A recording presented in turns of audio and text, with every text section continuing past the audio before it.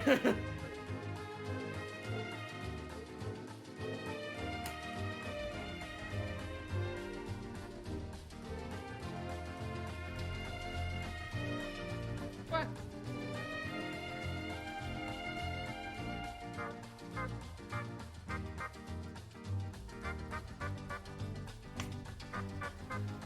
This is my time. Goodbye. I will see you maybe after stream, question mark?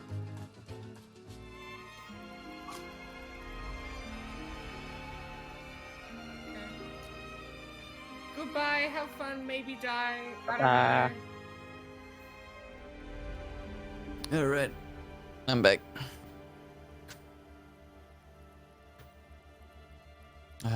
Is everyone else like getting ready? Yep. Too easy. I'm just gonna go out for a quick smoke.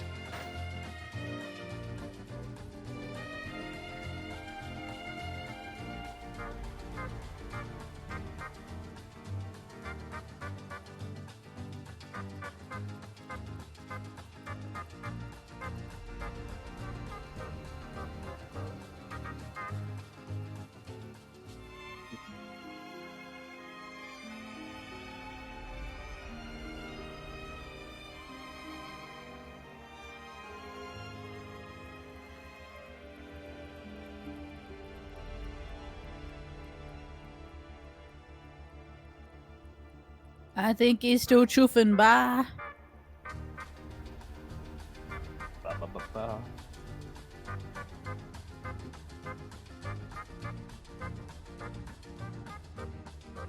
Eshay, bye.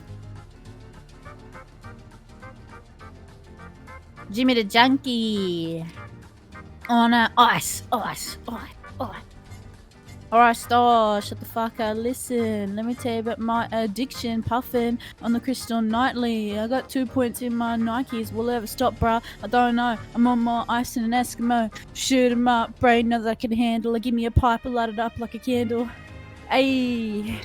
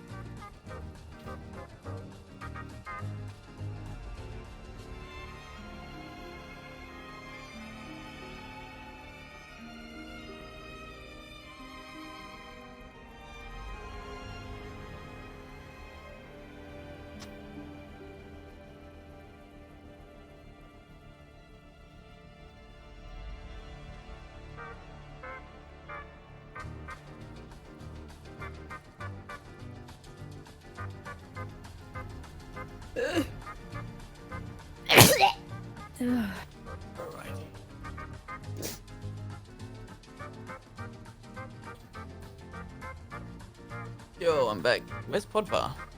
I don't know, man. Ah, okay, yeah.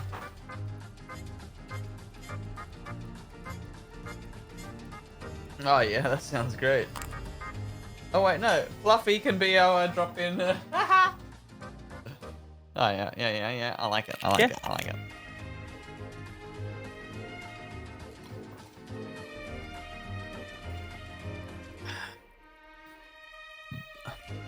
It's gonna be protect Mr. President, but Mr. President is Podvar.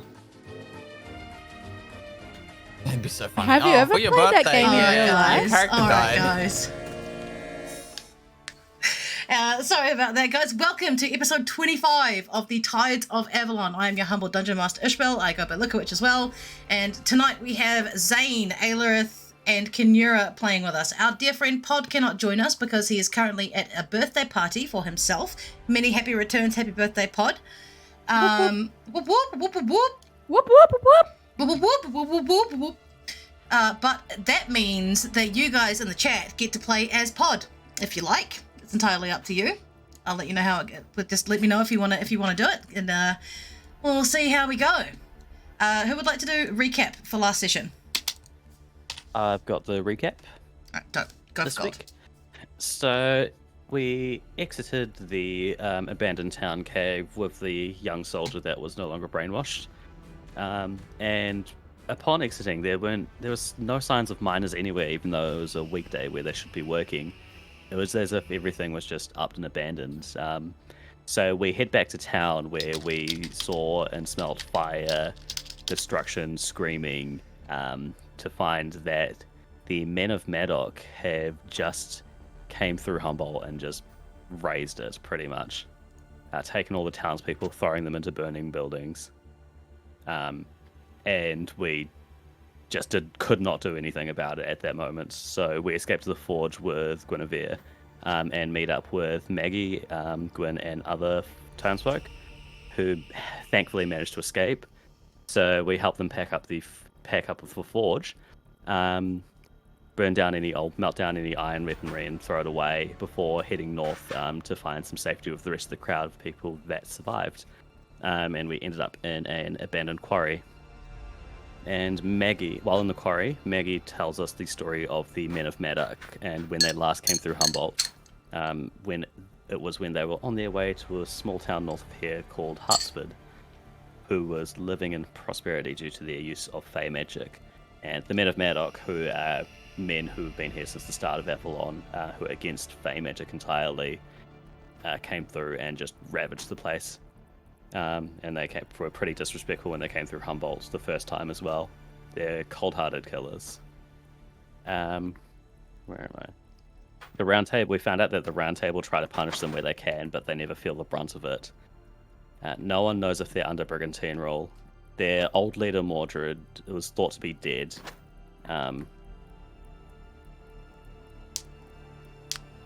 And we didn't have Guinevere before, but we properly introduced ourselves to Guinevere in the cave, finding out she is Erwin's auntie, and had more insight into Erwin and Mogget or Gawain, as we found out his name was, that their parents died when the Inquisitors came through Hartswood that first time. So we now know their origin, or where they came from. So we slept in the cave, went back out the next day, out the cave, and where did we go from there? We were just asking Guinevere questions about what she knew about the storm, about any fey magic around, or why she thought all this was happening, as we were going back down into the cave to show her the crystals that we described finding earlier and sending Merlin a sample of. And that's where we find ourselves, in the cave where the old crystals were, finding out that these crystals were actually the product of basilisks eating some of the concentrated crystals that we saw earlier, munching it up and then pooping it out, forming these weird crystals. All right. And that's where we are at the moment. Yep, you guys have just covered the hole that you're pretty sure the men of Maddock went down into, given the fact that there's a dead horse up the top and footprints and stuff leading down, but you've just covered the hole up because you are not dealing with it. That's a tomorrow problem, my guys. Also, chat, just so you know, there is a an exclamation mark roll command. So you, if I ask for a chat roll, or if you want to provide a chat roll for my players, you can do so. There's the options just up there. All right, so just very good. Aelarith, please add 1 point of DM inspiration to your sheet. That's a very well-spoken recap of last week. A lot happened. You got a lot of information out of various different things. It's kind of hard to crystallize it all down. But, so you guys are here. You've just covered up the hole. Guinevere has told you about the basilisk shit that essentially crystallizes into these mineral deposits that you sent a sample of back to Merlin. Podvar and Guinevere finish lifting up the chunks of wood to cover the hole and turn back to look at the rest of you. And Guinevere says, well now. She dusts her hands off. Good riddance to bad rubbish, I say. If they're down there, let them stay down there. What's next? We collapse the cave on top of the hole. And how do you propose we do that, Master Zane? Boom.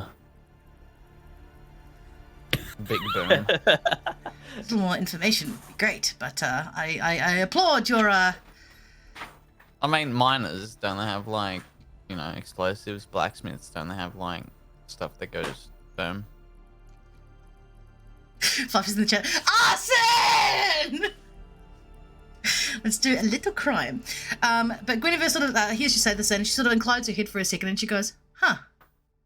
Actually, you may have a point. Shall we look around for something to, quote, boom this, cave thing down then? Those glowing crystals, they go boom, don't they? Oh, so drowning fish. Unfortunately, you can't get to the characters that way. I haven't got that set up on my Streamlabs yet. But if you go to my Twitch about and you head down to the vaults, you'll be able to see all the character information in their sheets in there. The one who just spoke was Zane. He is the one lighting up with the two crossed maces on my screen when he talks. La la la la la la la la.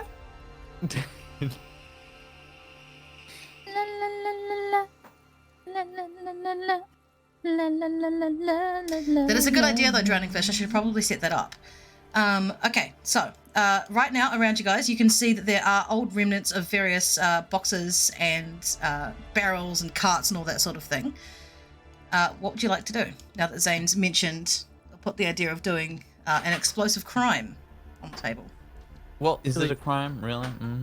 I think Do we not not. want to grab some of these older crystals to take back to Merlin so we can at least say that we completed his quest and in terms of the contract? Because we can't return empty-handed.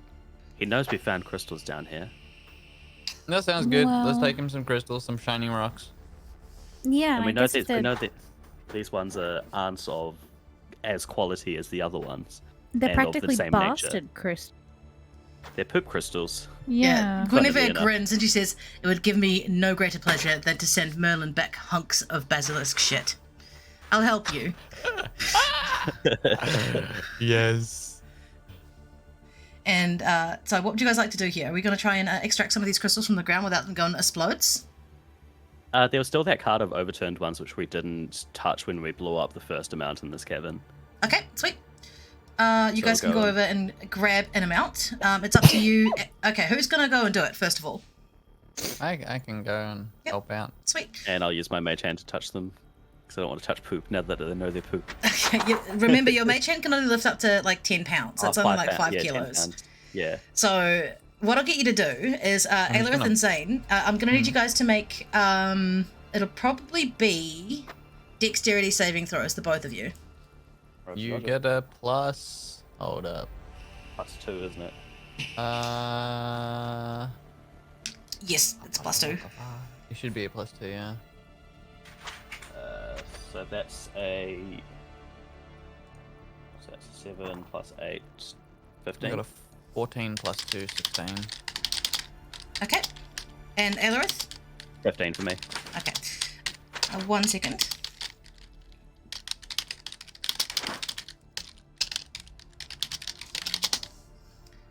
Oh, hold up. It's a +3. for Yes, I did do the art. What I do for my players is when they become my players, I draw them character art for free, along with every iteration that their characters get. I'm working on a new one for Aelirith right now. It's coming together. Yay! Okay, so with you guys passed the DC there, so you managed to gather very, very delicately and very sort of moving very slowly. You managed to pick up 3 quite large crystals. They're about a foot long and about maybe 6 inches wide. So it's kind of like a really chunky Subway sub. Yeah, oh yeah. Yeah, so you managed to pick up 3 of those with no negative effects. Alrighty. Aelirith, can you log that down in the notes? Ando, already done. Thank you. Now, back to my idea. Boom. Let's do it. Are you wanting to use... Guinevere turns around and looks at you, Zane, and she says, are you wanting to do it with those ones, or would you rather just tip the entire cart into the hole? Oh, no, I'm taking these back to Merlin. These ones are the poop that we're going to give Merlin. Right, I see. Oh, now it's boom time. Yeah. So are we going to tip the cart into the hole, or am I just being Yep, a little let's bit do it. ambitious? No, let's Very do it. good. Okay, and she's gonna walk over and she's gonna walk around to the back of the cart and start lifting. Zane, where are you here, bud? I'm helping, so I'm assuming Okay. I'm going to go on the opposite side of the cart. Yep. Aelirith, Kinura. Would anyone Supervising. supervising? Would anyone like to play pod in this example and do a little bit of a helpy handy? Because if not, I'll just do it. Because Pod was going to see you walking over there. He's going to shake his head. He's not going to say anything, and just walks over to give you a hand, Zane, tipping the cart upright. We're gonna start fracking for the soil. Yeah. It's blasting time. So anyways, I started blasting. All right, so Zane, I'm going to need you to roll a strength check for me, please. Can I get a chat roll as well, my dudes? Just an exclamation mark roll, 1d20.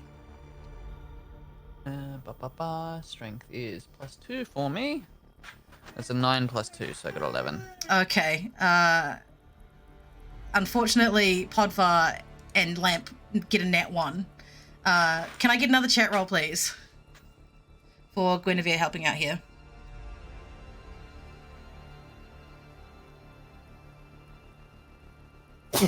Podvar missed a leg day, yeah. Podvar missed leg day. Okay, so Fluffy rolls the 14. Monsieur Drowning Fish. Yeah, that's fine. A drowning will take yours, but if you just want to hit a space, so space, exclamation mark, 1d20. Because it looks like it hasn't rolled properly yet.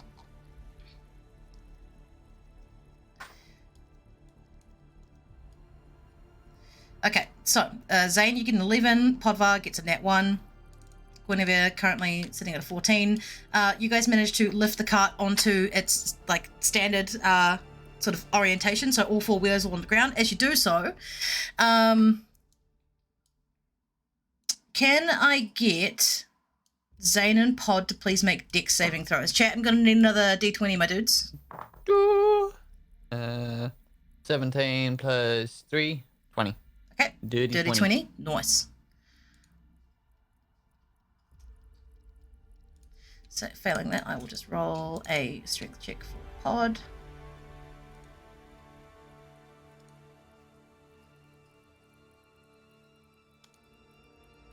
19. Hell yeah. Hell Okay. yeah. All right. So with that one, Pod luckily manages to dodge some of the crystals, so they come sliding out of the top. Stares at Car and damn should have been a giant. Yeah, that extra carrying size would have been dope. Pod manages to dodge out of the way just as a couple of these crystals come sliding down. Zane, you also managed to move out of the way, and Guinevere is kind of standing at the back, so she's not at too much danger. As you do so, Zane and Pod, you both see some of these large crystals go sliding down and just come to rest gently against the wooden top of the planks and that sort of thing that have been set across just up here. Okay. Because remember, we covered this up previously last session, so they're kind of not going to go anywhere until you get them all piled up and then move the wood out of the way. Sweet. All right. Is the plan just assemble them all on top of the planks and just yeet a Let it stone rip. at it, or? I don't think there's any other way, is there? Okay. Start piling up Yeah. the crystals on top of the wooden boards. Okay. All right. So Zane, I'm imagining you're going to be the one doing most of the heavy lifting here. So I'm going to get you to roll 2 d20s because you're rolling for yourself. You're rolling for yourself here. And who would like to roll for Pod? I've got some viewers in the chat. If you want to hit exclamation mark Just 1 normal d20. rolls? Just it'll be dex rolls. Dex rolls. Mhm. Right. The first one's 18. Second one is 11. Okay. All right. So Drowning Fish did a roll on Pod's behalf and got a 9, but thankfully you rolled pretty high, so you guys aren't going to be caught by any flying errant shards of crystal. Thankfully, good work, Drowning Fish. So you guys have currently piled up. I'm just going to find A model? yeah. So just where this glow is, roughly, is where these crystals are being piled up along these wooden blocks. That's the stand-in here. Yep. So right now you've got maybe like 8 or 9 of these larger crystals sitting on this one plank of wood just along this line here. All right. I want a big boom. So can we like double those numbers? That's like rookie numbers right there. I mean, yeah, Guinevere laughs as she hears you say this, and she goes, I must say, Zane, your aptitude for blowing things up is quite charming. Here, let me give you a hand. And she's going to come around and help as well. So I'm going to get you to make those same rolls again. Another 2. Yep, another 2. 17. And a 4. Bro, Pod got a 17 here? Hello? Hello. Hello? Let's go. That's with a -1 too. That's with a -1. Hours of Decay. Thank you for the follow, champ. All right, so Pod is going to be able to give you guys a bit of a bonus hand here. So what was your second roll there, Dan? So I got a 17 and then a 4. Okay, so Guinevere's going to get the 4. So unfortunately, she does get a nasty like crystal cut. It's like a paper cut, but way more painful, and she sort of backs off a little bit. But you two boys thankfully rolled high enough to pile another 8 stones on this block here. So I'm going to add in another glow. Can I touch Guinevere and just give her like one lay on hands? One lay Heal on that hands cut? HP. Yeah, just to heal that cut on my Okay, finger. explain to me this little role play bit that you're going to do here. Just so gonna she's- walk over and okay. gonna grab her hands with like a childish grin in my like face because we're gonna blow shit up, and then I'm just gonna like turn them over so they're facing down and I'm just holding them in my hands, and then I'm gonna turn it over again and it's gonna be no cut. Yeah, gone. Nice. She holds her hand up and flicks her fingers, stretches her hand out, and she goes, well, that's a handy little ability you have there. Very good. Thank you. That was quite painful. All right. So, my recommendation is Yeah. we stand well back and one of us lobs something spicy at this pile of crystals. How does that sound? I mean, The further yes, away we are, the better. but I reckon we can double the crystals. I'm joking. No. Let's So, go. no. So Let's go, there's let's like go, let's there's go. like nothing left in this cart now. All right. So you've got like 16 odd crystals sitting on the edge of this bit of wood over here. Guinevere sort of steps over. Oh, come on. Guinevere sort of steps over and she takes Pod by the shoulder and leads him away. Can I just whisper into Ellerith's ear? Can you do a blast? Blast it. But I'll wait till everyone's out of the way.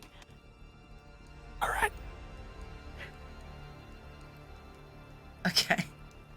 All right, so you guys move back from the presumed blast radius. You guys have seen how these crystals go off before. Yeah. What's the plan here, team? Blast and hightail it out of this cave system before the entire cave system falls down upon us. I'm gonna stack a fat shatter on top of that pile. Bro! Blast! Okay. Okay. And those crystals would take twice as much metaphorical damage as what a normal Yeah, person I would. know. I know they would. Okay, buddy. Roll your damage. Oh, that's like damage. Yeah, so this is... Yeah, they're immobile crystals, champ. They're not going to be able to save fuck all. So roll your damage, please. All right. So that is 16 doubled, so 32. Oh. Okay. Explain to me what happens as you cast this shatter, Aelarith. I'm gonna kind of raise both my arms above my head like I'm holding an imaginary hanger, and I'm just gonna swing it down, and with the downwards motion, as my arms run parallel to the height of the crystals, the shatter is just gonna impact on top of it and just detonate. All right. All of you need to make dex saves immediately. Let's go! As this And, arcane hammer that Aelarith has brought down on these volatile crystals just obliterates 14. them. There is a mist of glass and dust in the air as you see these rolling, rippling explosions echo out. They shred the boards, and there is a low rumble that starts deep in the neck of the cave. What are these rolls here that we're getting? Hello, I got a Bishop. 14. Hi, baby. Welcome to the chat. I You got a 14? 22. Everyone Okay. gets +2 from me, and I'm assuming +2 from Podvar, so that's a +4. In that case, I get a 6. Hell yeah! In that case, it's a 16 for me. I forgot about Podvar's one. Okay. Kanura, given that you're the Yes. furthest back out of everybody and you're also behind half cover, you managed to avoid the majority of the shards that come rocketing towards you. So you're only going to take... You're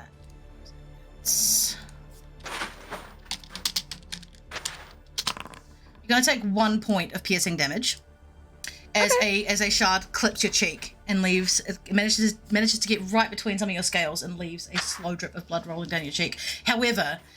the rest of you managed to avoid most of these shards and splinters as they come rocketing out by taking cover behind this wooden pylon. However, this rumbling is really starting to get quite loud now as you see the edges of this pit start to slough inwards. Everything's sliding into this hole as there are more explosions rumbling deeper and deeper as the arcane force of your shatter is rocketing along the ley lines of these crystals that are in this cave. You guys need to run and run fast. Running. Yeah. Let's go! Okay.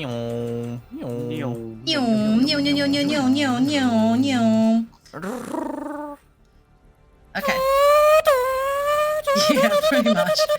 All right. So as you guys approach the next set of struts and that sort of thing, I'm gonna need you to make some further dex saves for me. Alright. Can't do it. These ones here? These struts here? Yep, that's the ones. Alright. 13. I got a 20 on that then.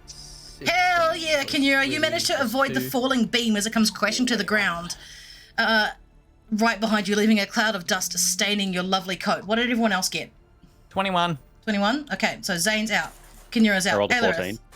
Unfortunately, Aelarith, you do get hit in the shoulder by one of these beams collapsing. You are going to take...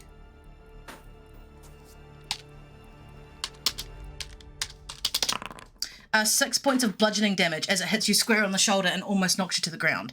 Podvar gets a roll of 8, so he's also going to take the same bludgeoning damage. He takes 7 points of bludgeoning.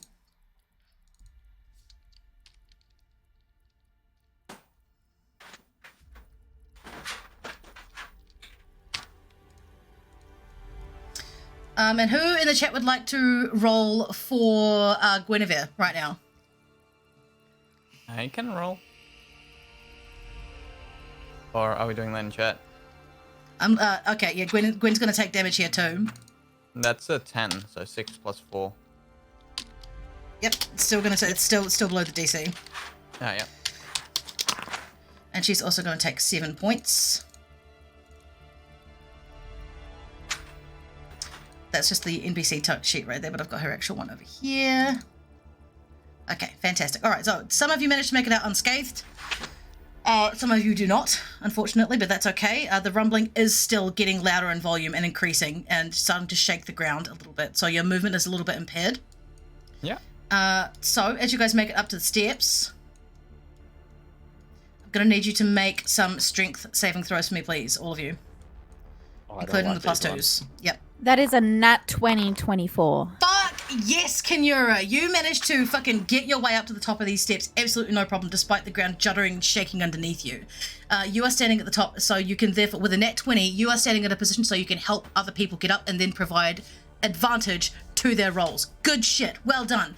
All right. I got 18. Okay, Zane, you can re-roll again if you want, but with an 18, you will be able to get up the steps as well. Let's do it. Thank God. All right, fantastic. Aelarith, you next. What did you roll? First one was a 7, and with that advantage brings it up to 15. Okay, fantastic. That gets you up. Thank God. Thank you, Nura. Okay, and with the 12 plus 4, that makes the 16. That gets him up as well. And then, who would like to roll for Gwen to get up here?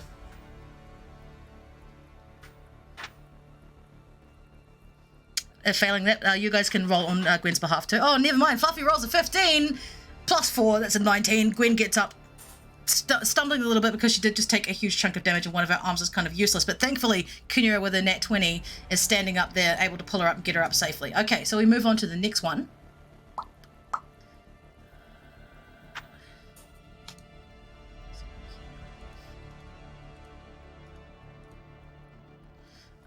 Oh my god. Okay, so I've drunk so much water today because it was so hot, but now I desperately need to pee. I'll be back in just 1 second. This is the best plan. Boom. It's cool. It's really cool. I like boom. Yeah. They might have been able to get out of those planks, but try excavating into a cave system, you useless gronks. Oh, got him. Got him good. Hey, at least the miners will have something to restart over again. Yeah. Whoa, a new cave. A new rockfall. Ooh. Oh, if they went where the magic is, maybe this explosion is gonna like cascade into the area that they are and just wipe them all out. Okay. Don't have the bladder of an 85-year-old woman and then drink water all day. It's a terrible idea. Terrible, terrible idea. Okay, so you guys managed to make your way back to the fairly familiar part of the cave that you guys have come to know and love so well. The rumbling has backed off a little bit, but you are still seeing streams of dust drift down from the ceiling, and there is a almost infinitesimal shaking underneath your feet. There's like a quiver in the earth. I need a character. You do Why need a character. is there a second pod up in the top right corner? We don't ask questions, all right? Is there a second pot up there? Why is there a second pot up in the top right corner? That's a great question. I wish I had the answers for you. Crouching He's tiger, hidden hiding. pod. Crouching tiger, hidden pod. Okay, so you guys are able to witness the cloud of dust and sand and cobwebs and all that sort of thing that comes gushing out of this cave mouth as there is a large rumble and then a crack resounding through the earth as something collapses downstairs that probably shouldn't have, but now you guys are here. Kinura, make a perception check for me, please. I cannot control my play character. That's wild. Why the fuck is that happening? Okay, hold on. This token references an actor that is no blah blah blah. Something doesn't exist. Okay, you should have one now. Yes. Okay, dope. Big Nura. Yeah, big Nura. What was the roll again? Sorry, perception? Perception, yeah. That is a nat 1, but it's a 4. I do not be seeing whatsoever. You know, you do not be seen because you're looking away. That's okay. That's okay. Moving on. You guys are able to move, like you're able to hustle your way out of here if you want to. Yes, please. Yeah. Alright. The less As you time guys spent are down here, the better. hightailing it out of these caverns. Again, this is the getting back to the spot where things should be at least a little bit busy. But given that you know what happened in the town of Humboldt now, you understand why there's no one here. Yep, the dice gods yeeteth and the dice gods yoinketh. Oh yeah, I totally forgot we can climb down here. Yeah. It was just hard to see on the approach, that's all. Hmm.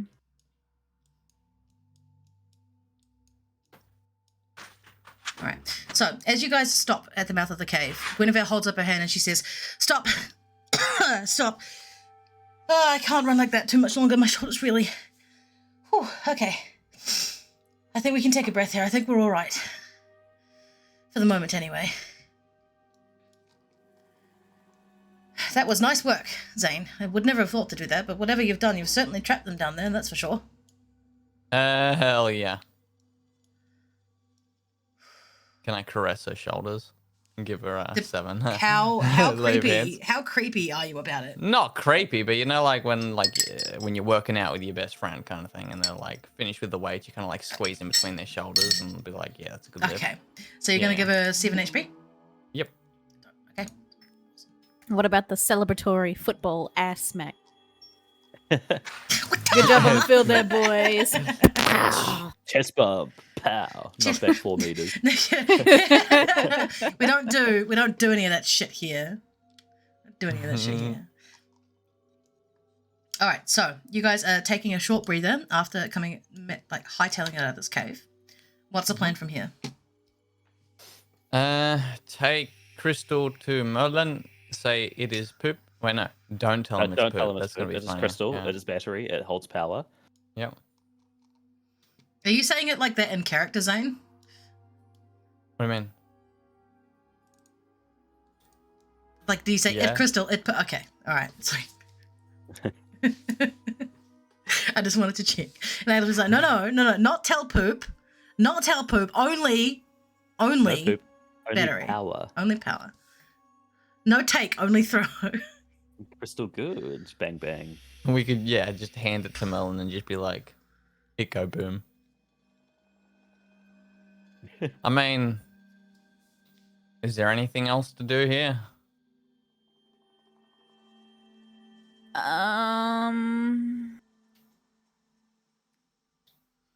Well, the ladies have dollop. Ah, Oh, they'll we be want in the in Dollop back. between. Wouldn't they?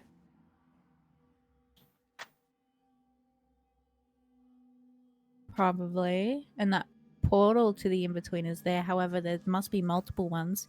Maybe there's one left over and up on somewhere and I can ask about it. Maybe Guinevere would know. Guinevere and possibly Erowyn as well, since she has a lot of knowledge about the area closer to Brigantia. Guinevere's rotating her shoulder and she goes, What? Oh, the young dragon that I rescued, he's with Amara. Mara? Yeah, mean? Mara. Mara. And is her sister Kara with her as well? Yes. All right. Yes, they've probably taken the portal to the tree and will either be there or heading elsewhere. Oh, it's much better, Are Zane. Thank you. there... No worries. Should I be worried about this cave collapsing?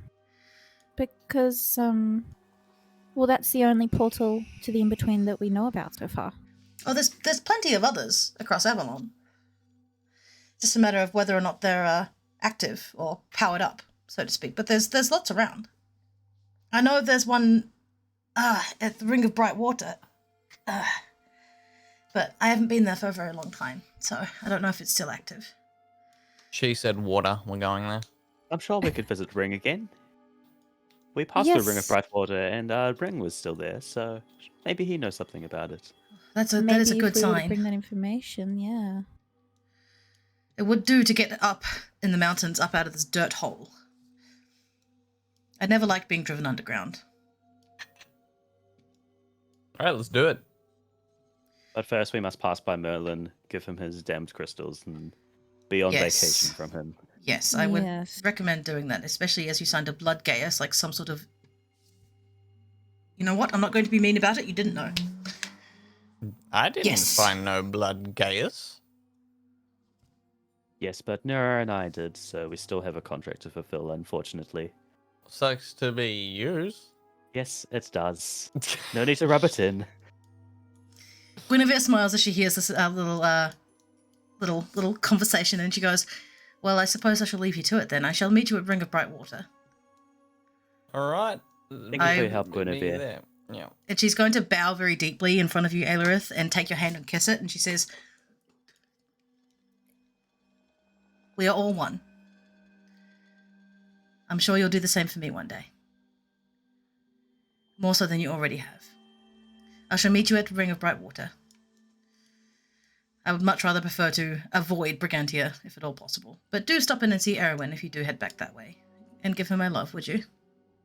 Of course, we will. How Thank would you you. like me to give her your love? With this, actually, and she's going to reach into her belt pouch and pull out a small scroll that has been sealed with golden wax. It's going to hand Hell it to you, yeah. Aelerith. And she goes, "Please give this to Erwin for me, and Gawain, if he's around. I will. It's been a long time since I've seen them."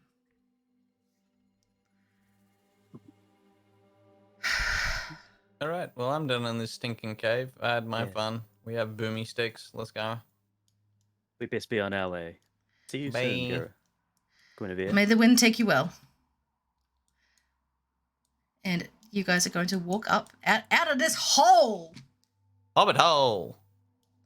All right, so I just have to find the. There it is. I kinda am in the mood for olives, so I'm just gonna quickly get some. Man, You spend too forgot much to buy fucking time with olives. Geordie. All right, I'm gonna go with this time of transition. I'm just gonna go quickly grab some more sparkling water from my soda stream. I'll be back in a moment.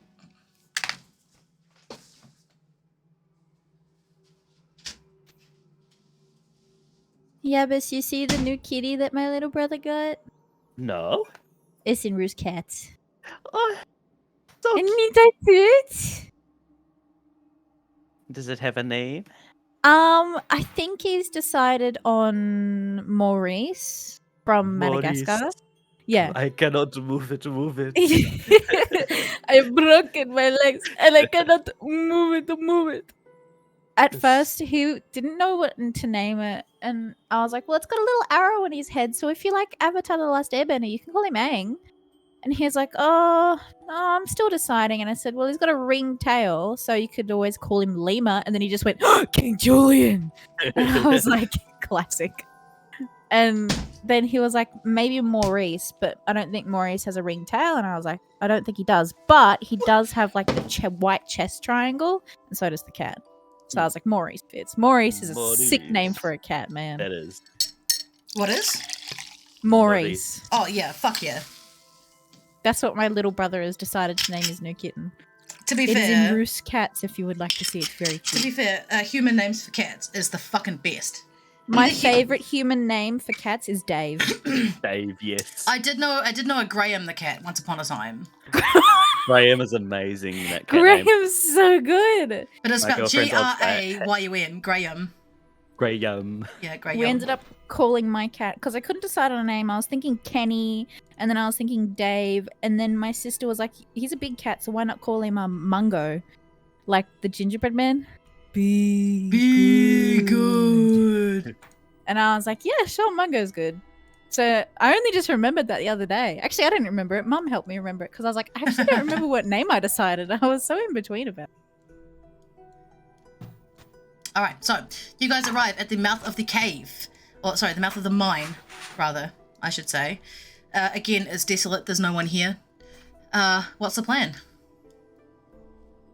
Well, we best be making our way to Brigantia unless anyone else has any other business here. I can't think of anything. Was it? Are we What's- hightailing it straight to Brigantia, or do we have unfinished here? I feel like we've finished everything, but that's just my perspective. I'm not too sure if and you guys wanted to do anything else or had anything else in mind. There's nothing else that I can think of. Do we Alright. check if the Brigantian Arcane Division has come to assist Humboldt's townspeople? We could quickly dip in Actually, and yeah. check. Hop by. Yeah. You guys gonna go through Coming. Humboldt Town, or are you gonna head up the back road and go via the quarry? Because there is a road up here. Oh, hello, road. Yeah. Let's Is go it on an not- adventure. Yeah, head back We to the could- forest. yeah, see how go the the- people are doing. Yeah. But the new road. We haven't been up the new road. It's not a new road. It's been here this whole time. I just haven't drawn your attention to it before. Well, now that you have, we have Yeah. to go there. Let's go. It's underneath a lip of rock. So, Mm-hmm. Let's go. right, sweet. Hard to see. Also, drowning fish. The Merlin in this world that I've built is he's an old dude. He's a very, very old man. So unfortunately, he's not very similar to the BBC Merlin, which is a bit of a shame. Great story though. Okay, so we've got just for expediency's sake, I'm just going to take you straight to the quarry underground.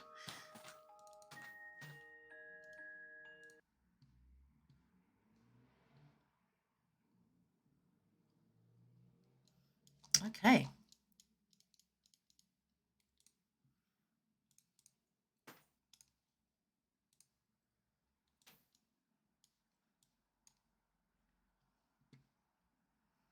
All your melons will be Colin Morgan in your mind. Fair enough. Fair enough. No problem, Fluffy. Thank you for joining in as much as you could, buddy. Luckily, we've got drowning fish in here to give us a hand with our rolls and stuff, which is always good.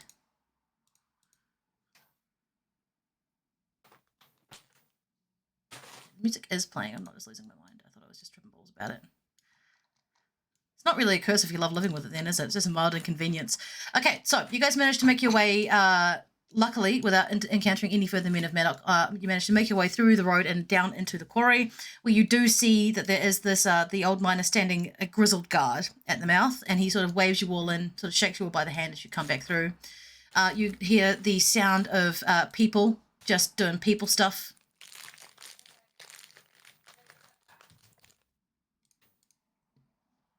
Why are you not playing? Oh, my dude.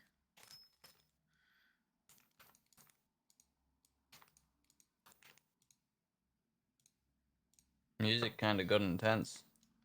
I can't hear it. What? I also can't hear it. I Yeah. cannot hear it either. There's nothing playing in my audio Oh, tab. it's because you're not in this scene, Zane. Oh, I'm listening to another scene's Yeah, music. you listen to another one. I was like, this music fucking slaps. This So music does annoying. slap. I'm not actually here. My player character isn't. Yeah. What is going on? I made a new Guinivere. I started a brand new one. So I could break. Yeah, because you were having all these issues with like your barbarian subclass, so I had to make an entirely fresh like character and then import all your data into it.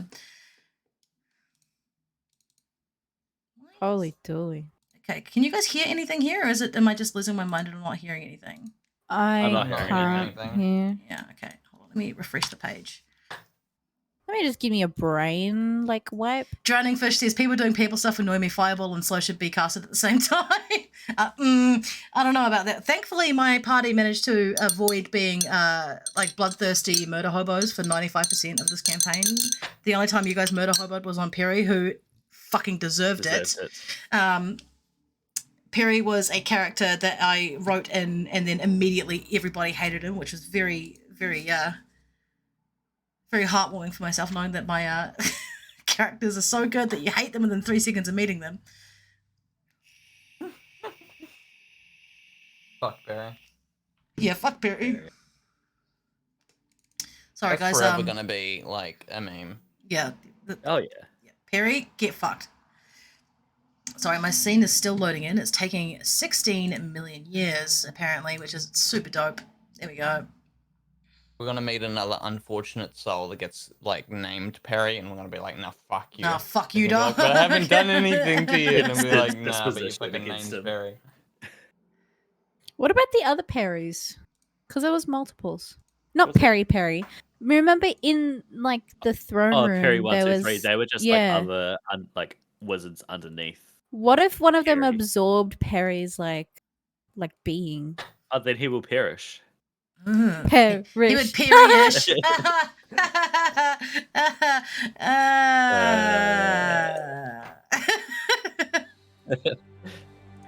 Okay, there we go. Music's going now. That's better.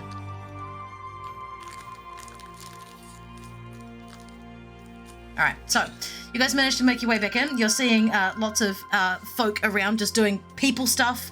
As far as you can tell, there have been no Men of Maddock incursions in here, and you do see Gwyn's big green and white hat a little bit further down the cave. Yeah, let's go up to Gwyn and Maggie. We got a bust, boy. So you guys approach. Gwyn sees you coming and he waves you over. He goes, "Oh, good, you're back. What news do you have? What's happened? Is there anything going on? Or what's going on?" Seems like the men have left. We didn't look into it too much, but the town seemed empty. There seemed an awful lot of footprints heading away. We may have accidentally buried them in a cave. A couple of them may have wandered into a cave and may have also suffered fatalities in a freak explosion mining accident. But we need not worry about that. Gwyn taps his nose and he says, "Well, that's one of the risks of going down in mines as mining accidents," and he gives you a big wink. Maggie slaps his shoulder and she walks up to you, Kinura and Aelirith and Zane and Pod, and she gives you all a big warm hug, and she sort of says, "It's good to see you again. I'm glad you made it back. Did you find out anything aside from the Men of Maddock? Is the town still standing?" Define standing. Yeah, what's left of it is... That's good, at least. Means they didn't raise it as hard as they did Hartsford. But that's all right. We can rebuild. The town of Humboldt would be with the people, not with the buildings. She smiles as you say this, and she goes, "Yes, thankfully we managed to save enough of them here. We're going to have to put a lot of people back to the ground, I think, once we come out. So, what are your movements going forward? What's your plan?" We're gonna hand this crystals, to Merlin. We do have a contract that we need to finish up on, so we need to return those to Merlin, and that will be the last of our quests bestowed upon us from him for some time. I see. Well, do be safe heading back to Brigantia, won't you? If the Men of Maddock are about, there may be all sorts of brigands and that sort of thing coming out of the woodwork, so please be safe. We'll definitely keep our eye out. Other good news, I did receive communication from Merlin. He says that the Brigantian Arcane Division will be out to help you at some point. They wouldn't happen to be the ones who wear the big long cloaks and have the funny little hats, would they? I think they are. Possibly. I mean, if that's the case, there's at least 2 agents already here. They're helping out further down the mine.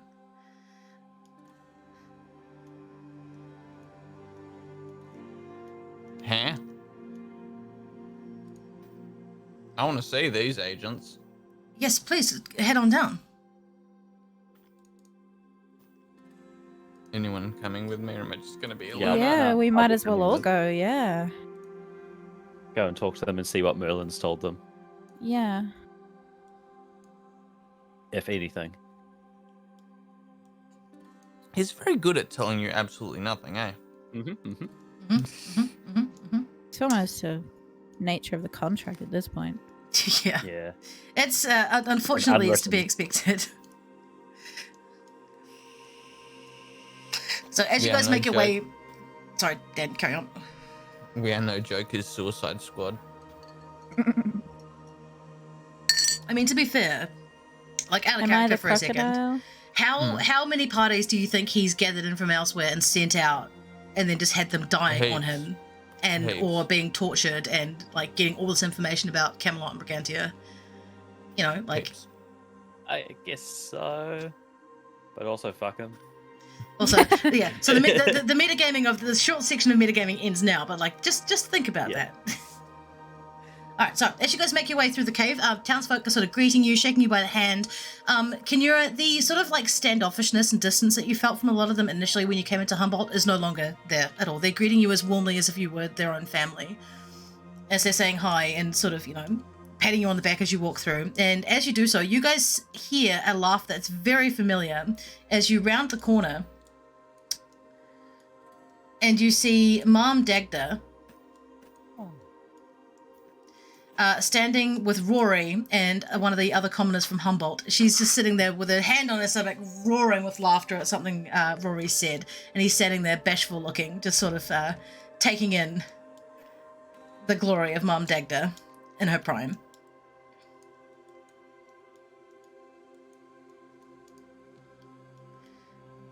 Well, we're gonna go up and like speak to her, or what? It's gonna avoid her, just Just shuffle around the edge of the shuffle around the edge of the cave. Now, of course. All right, so you guys walk through. She sees you first, Kinura, and she sort of she yells out your name, and she comes sprinting over to you and like wraps you up in a big hug, and she says, "Oh my goodness, I'm so glad you're safe. They said that you'd made it back and that you'd gone out again like some sort of mad woman." Well, we are known for taking risks. Yes, I can see that. Are you all right? Is everything okay? Aelirith, you're looking a little bit dusty. Is everything all right? Just a little cave-in incident, but nothing more.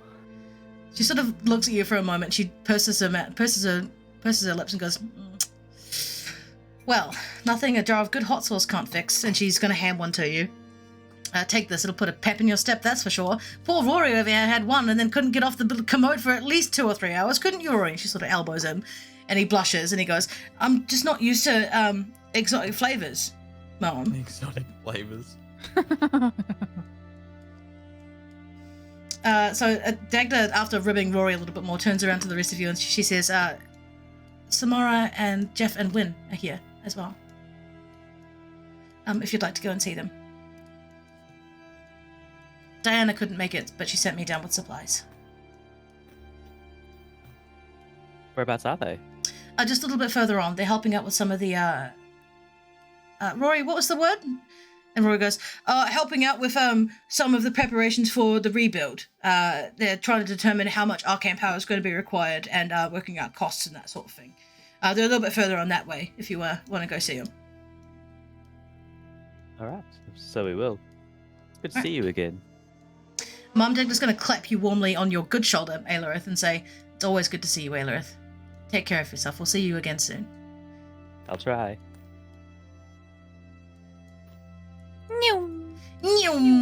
And as you guys approach the edge of the corner, you see... can you fucking move? Thank you. So there's Samara, Wayne and Jeff. Wayne! Jeff is... can I get... Actually, no, you won't need a perception check. This is... Jeff is leaning on a cane. Like he's got like a bit of a... He's got a very nicely carved walking stick that he's leaning on while he's chatting to one of these townsfolk just in front of him. Jeff, you're not brain dead. He turns around to look at you, Zane, and this big smile breaks across his face, and he sort of hobbles over, and he wraps you in this one-armed hug, and he goes, "Thank you.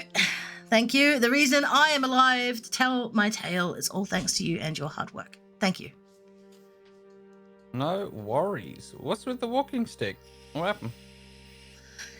Well, Diana says the connection between my body and whatever left my body isn't quite all there yet, but we're getting there. You should have seen me 2 weeks ago. I couldn't even walk, and here I am, out in the field. Hell yeah, let's go. It's good to see you. How's everybody doing? Yeah, we're doing pretty good. We just had a fireworks show a couple minutes ago. Yeah, it was good. Yeah. It was Fireworks a show? blast, one could say. Got him. We're having a blast. Blessed. And Wayne, you're looking after him? Always am, sir. Oh, that's very good. He's made it quite easy to look after him now. He's absolutely hell-bent on getting up and walking around. He insisted on coming with us on this trip. He wouldn't let us say no. And Samara's going to walk up to Aelirith and Kinura, give you guys both a big hug, kiss on the cheek, and she approaches you, Zane, and coyly holds her hand out to you, like this. Oh yeah, I'm going to take it. I'm going to kiss it. That's correct. And she laughs. And she laughs as she does so. And she goes, "I was only joking, Zane, you fool. But thank you. Anyway, it's good to see you all. It's a bit of a shame it comes under these circumstances. Did you see the Inquisitor as they came, the Inquisition as they came through, or?" Yeah, we did kind of meet with the tail end of them, I think. Had a bit of a brush with them, but managed to escape before they saw us too much. You're very lucky. Heard all sorts of awful things about them. Yes. I didn't think they would take too kindly to, well, my complexion anyway. A woman of your stature, probably not. No, they don't like women as a rule, let alone one of your grace and personality and presence, I would say. You put it far too kindly. She inclines her You've got a head. big personality. You've got a big personality. You got two really big personalities. She understood the assignment. And Samara laughs and she goes, yes, it's, Dinah would say hello, but she's not here. She sent just us down as there's some things going on in Brigantia that are requiring her attention quite What's happened in quite severely. Brigantia? Oh, well, all sorts of Zane. Where would you like me to start? At number uno. Well, what about Perry? Did you hear anything about Perry? Oh, that rat bastard. Apparently he knocked out Jacob. You know, Merlin's little server boy. He knocked him out and just went absolutely hell for leather in Merlin's laboratory and then left the place in absolute shambles. Of course, we had to go in and clean it up. But yes, apparently he's gone fully rogue. Totally just well off the wall. Can I pull out Perry's head that I have? Oh God. I don't know if that's the best idea. I think it's the greatest idea. So Zane, you Maybe pull out... some other item of his person. Maybe. No, no, Kenyura, he's already said it. It's happening. Oh my God. So Zane, you pull out the beheaded head of Perry, and Samara goes very pale and takes a step back from you, and she goes, "Why do you have that?" I'm gonna make a cup out of it. Found it. We had to tie up some loose ends. It was And just Perry's lucky head he was the loose loosest end we could loose end, you know what I'm saying? Yeah. Perry attacked us down in the caves. We did what we had to. He had an outfit of soldiers and other people beneath him that were completely puppeted by him. Okay, Brainwash. all right. Sorry. I just need to sit down.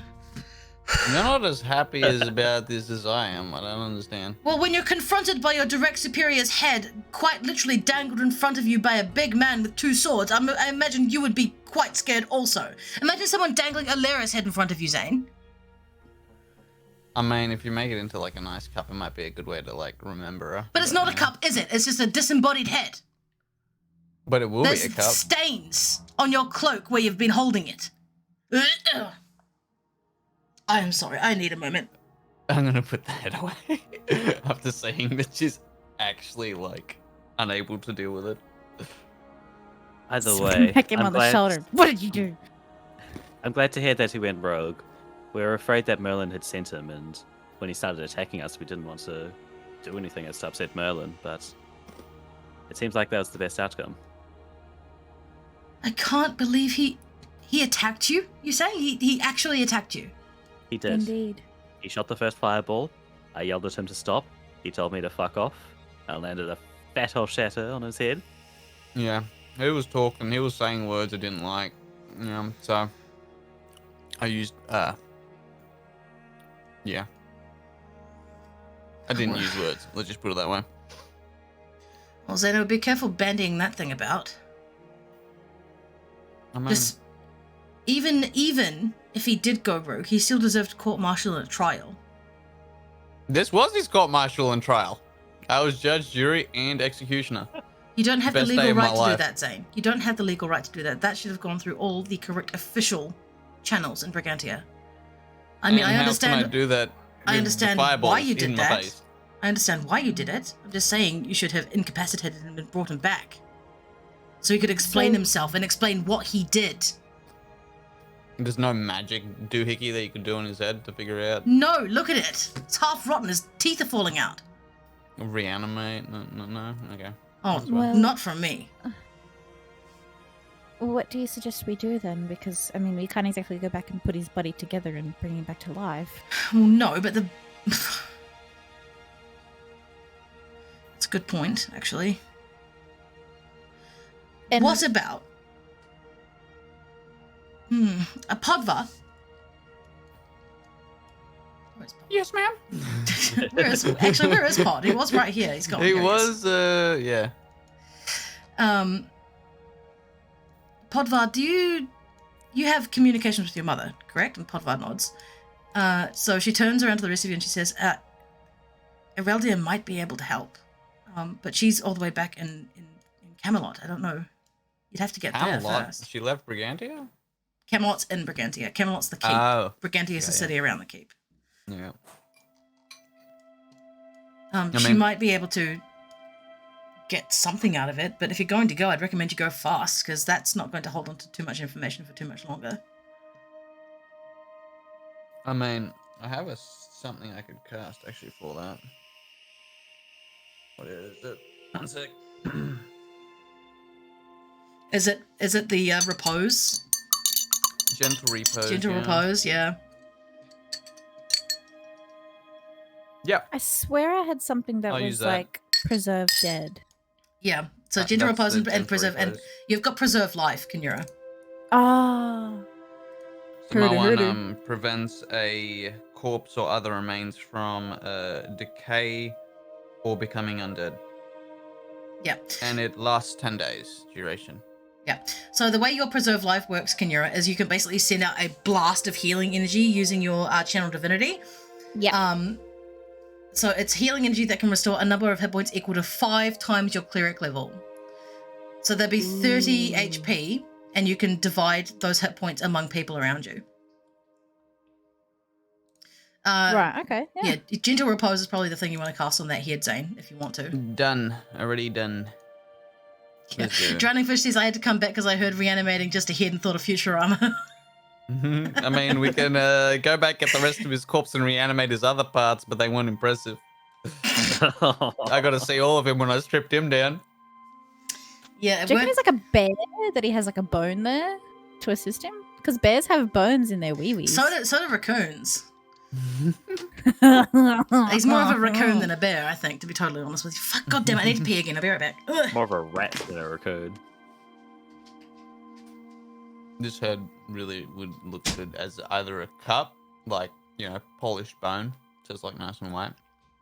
I think we need to Or get just rid on of a all spike. evidence that it was Perry first before you make it into a cup. I mean, like, he said main things, and only Perry's done that, so, yeah. What if when you drink out of it, it hurts you? Then I'm gonna pee in it and use it as a piss cup. Spittoon. Heeweed. Yeah, I just use it to, like, collect your drool when you sleep, so I've got, like, a Acid. pint of acid, yeah.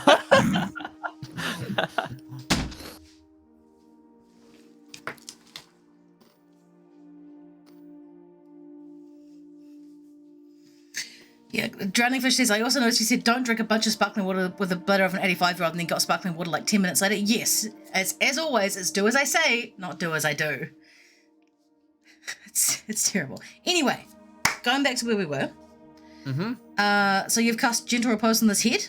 Yes. Okay, it stopped rotting. Mm-hmm.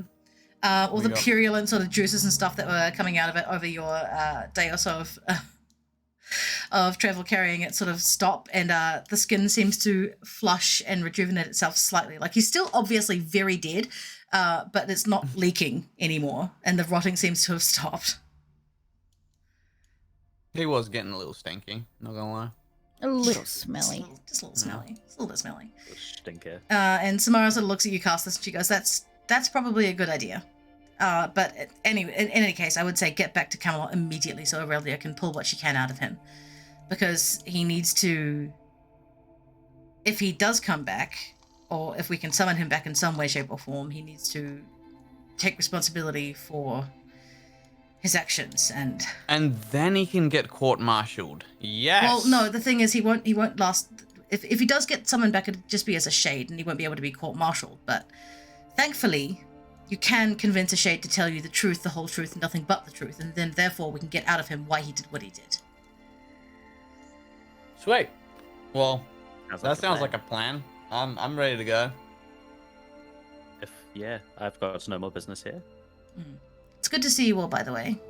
We missed you. Grab Perry's head, and then like look at it and like tell him stop stinking so much, and then put him back in the bag. Stop being so stanky.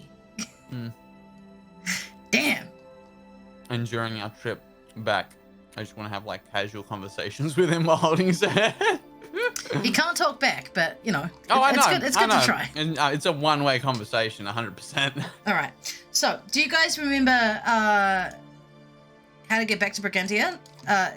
Wayne says that to you. Do you guys remember how to get back, or do you want me just to cast a portal for you? Portal's the best. would be Let's do nice. it. Yeah. All right. Can you help me for a second here, Joff, and then we can get them on their merry way. Samara, you too. And all three of them sort of stand equidistant apart and start moving their hands in a way that's become very familiar to you all as the Brigantia Arcane Division start to summon you a portal in between all of them. Oh, yeah. The familiar smell of burnt sugar fills the air. Terrible. Women first. Bro, get in the portal. Yeah. Kick your ass in there. You're Like facing the Merlin portal first still if hasn't we go grown through. big enough, and she's like just jamming me inside the portal. Throw Perry's head through first and then jump after it. Ooh. Jesus, that's Yeah, spicy. we don't know what's on the Okay. other side. As you guys go through, the three agents of the Brigantian Arcane Division nod at you, and you pass through into the portal. So you guys end up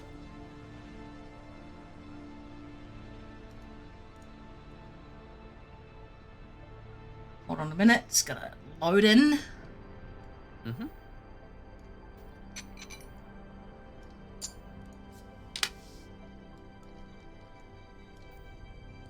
In a very familiar spot.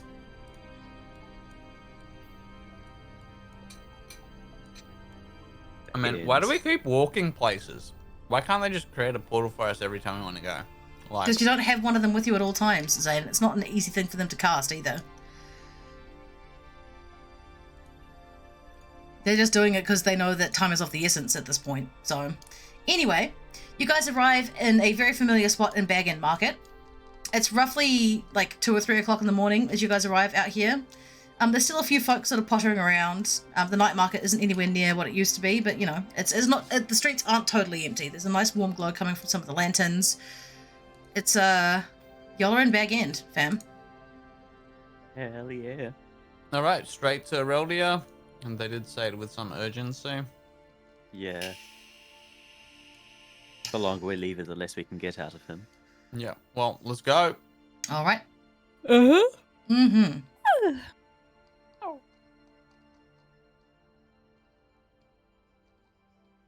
What? Hold on a minute. Where the Christmas balls is my? Where are the Christmas balls? No, I thought I had my my infirmary map, but I don't. Where? Ooh. Let me just get that for you guys quickly. Hold on 1 second. When was the last time we used that? A long They time used it ago. quite- That was Yeah. after the plague, wasn't it? Yeah, right Yeah. after the plague. Yeah. I can't wait to see Reldia after all this time. Oh yeah. So does Pod probably. Mm. Mama had such big adventures. I'm gonna have to play 2 NPCs, guys. No, my brain's gonna fall out. I'm gonna say something and wait for myself to reply again. It's not a joke, dude. It's not a joke. It happens all the time. It's really stressful. That's the best part. Okay. Pop up. Where were you? Oh mein Gott. Oh mein gosh.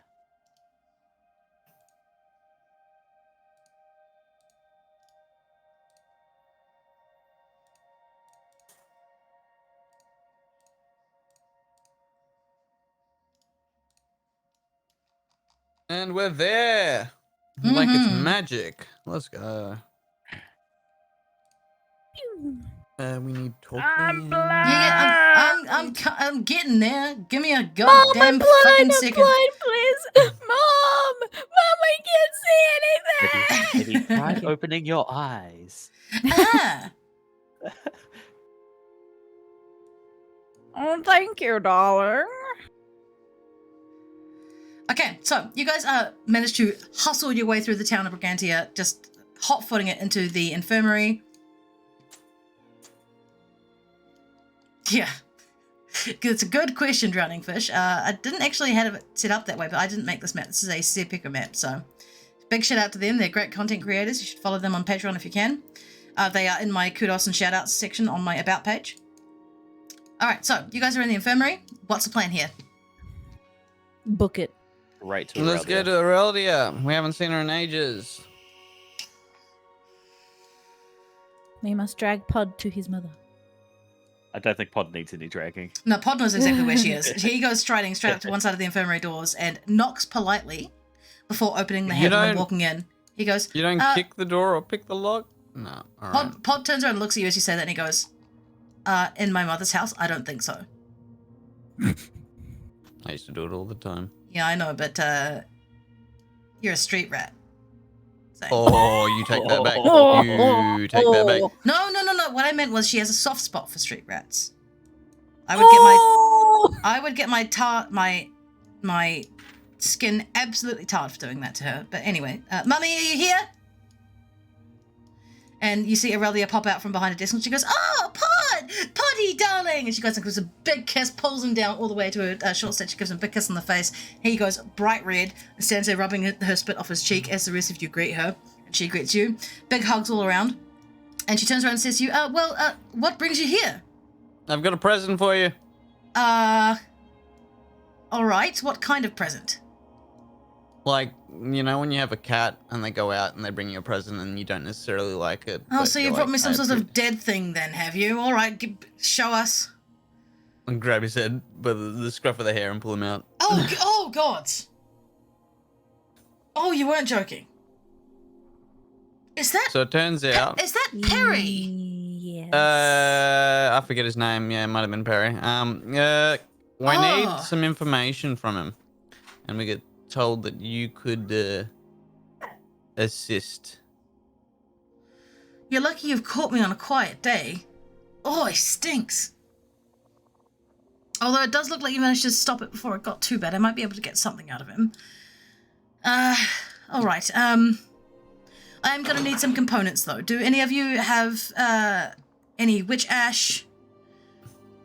Or... I'm gonna look at the dragon. I'm Just ran not out. entirely You know what? Never sure. mind. Podva, come give me a hand, please. And she's going to take Pod, and they're going to head out of the door of the infirmary. As she opens the door, she turns back to look at you all, and she says, "I'm just going to go get some supplies from the warehouse. I'll be back in a moment. Don't touch anything!" And she shuts the door, and her and Pod walk out. I'm gonna start walking around looking at things to touch. I'm so Poke, glad she didn't poke, ask any poke. questions. Well, I'm guessing she's got more information than we do. I mean, as far as we know, it's only that he's defected, I guess, and left quite a mess behind him. So she might have some more insight on what's happened. And I mean, is that like a nice way of calling him like an absolute dickhead? Oh no, he's an absolute dickhead as well. But he's also Alright. defected. Yeah, I just don't want to forget that part of it, you know? Oh, don't worry, we won't.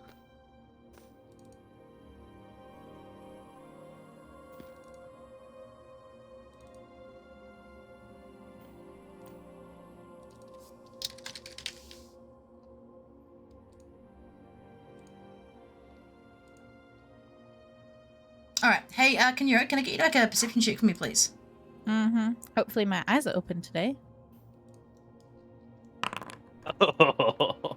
No, it don't. That You is got a two nat fours one. In a Two nat row. ones in a row. So that's 4. You want to maybe like refresh? Oh, yeah. Just I refresh the guess page. so. Yeah.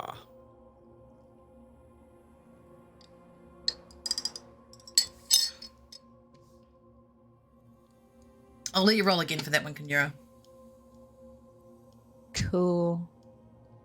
If Foundry will let me back in. Yeah, I know, right? Let me in.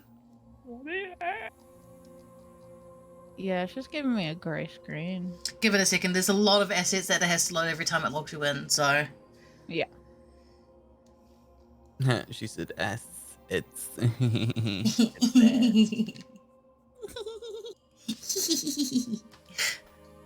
All right.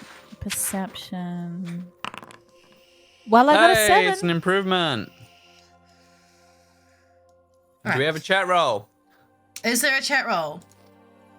Fluffy's lurking. Drowning Fish is also lurking. It doesn't look like we have anyone in chat who can roll. Oh, Hellcat! Hellcat, I see you in here.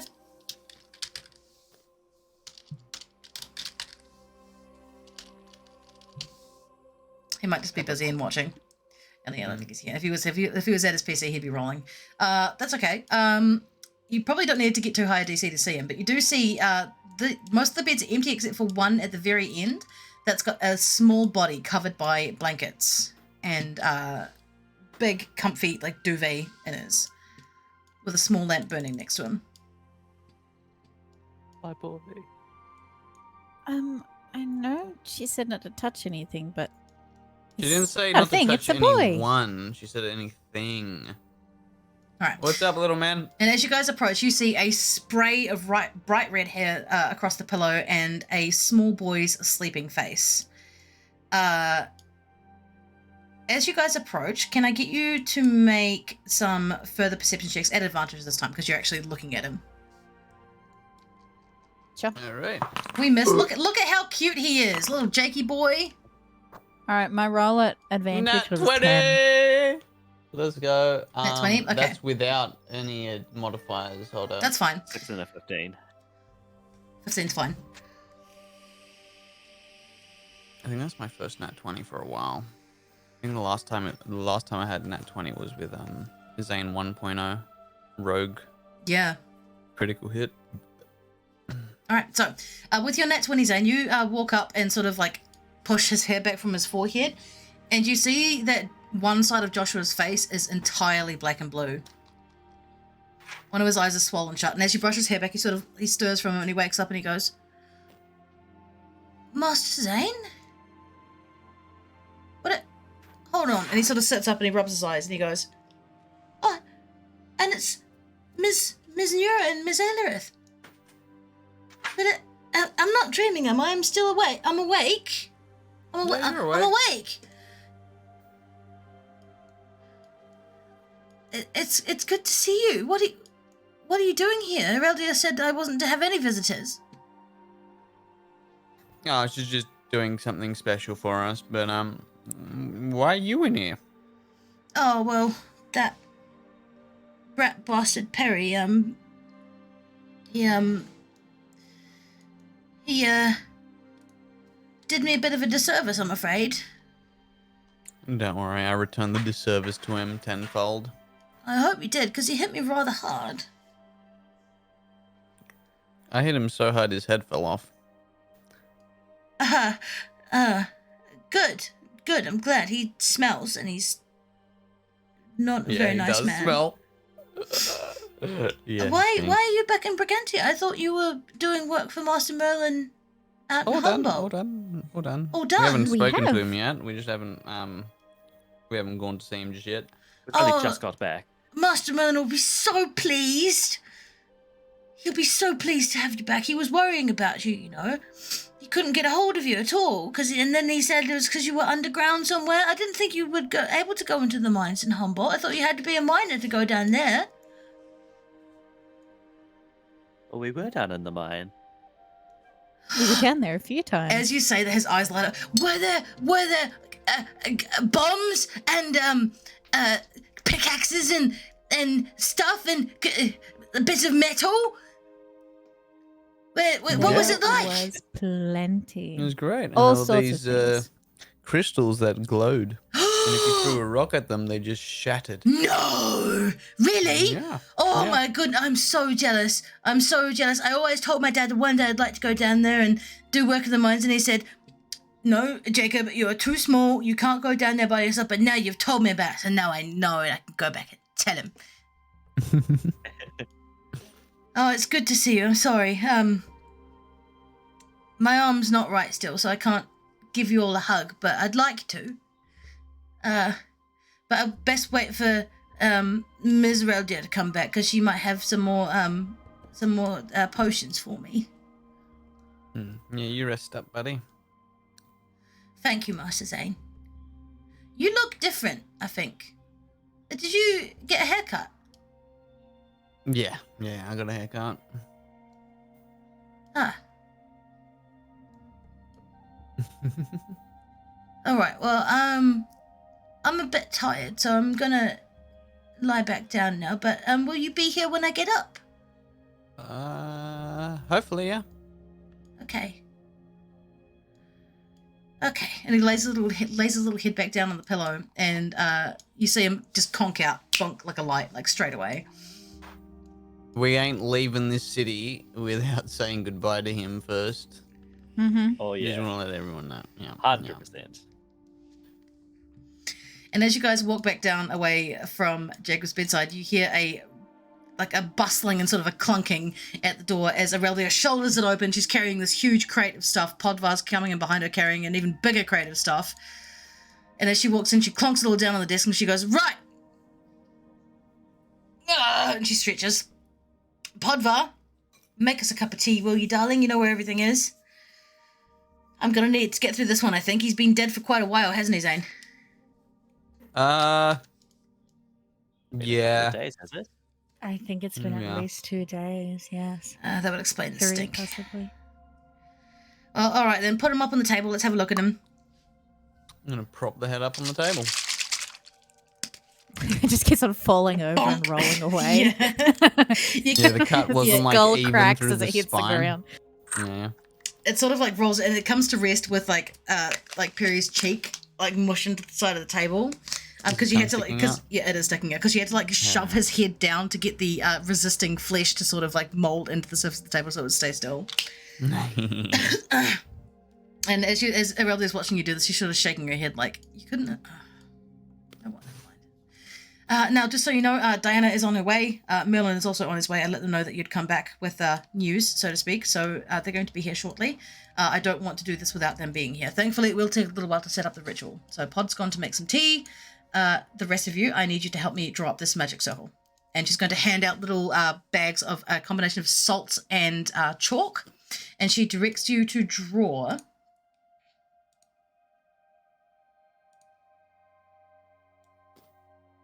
circle on the floor. With markings at the cardinal ends. Markings of the what? At the cardinal ends, so north, south, east, and west. And then she directs you to place Perry's head in a small circle in the middle. Mm-hmm. And as you guys are doing that and drawing up these circles in salt and chalk, she is going to set up another small circle and then another small circle in the middle.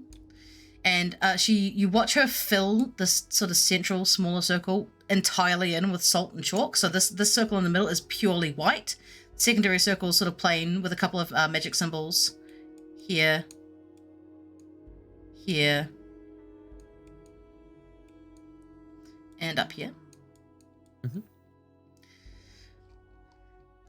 And as you guys are finishing doing that, Pod comes back in. Oh. Pod comes back in with a tea tray.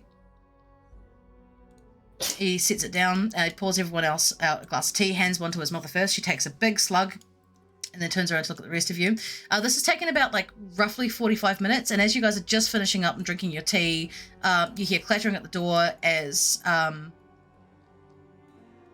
Diana and Merlin both sort of like they knock and then they peek their heads in and they go, "Are we all right to come in, Mum?" And Aurelia goes, "Yeah, just mind the floor." As they come in and they avoid the stone, so they avoid the magic circle on the floor as they walk up behind the desk. Merlin turns around to look at all of you and sort of just nods.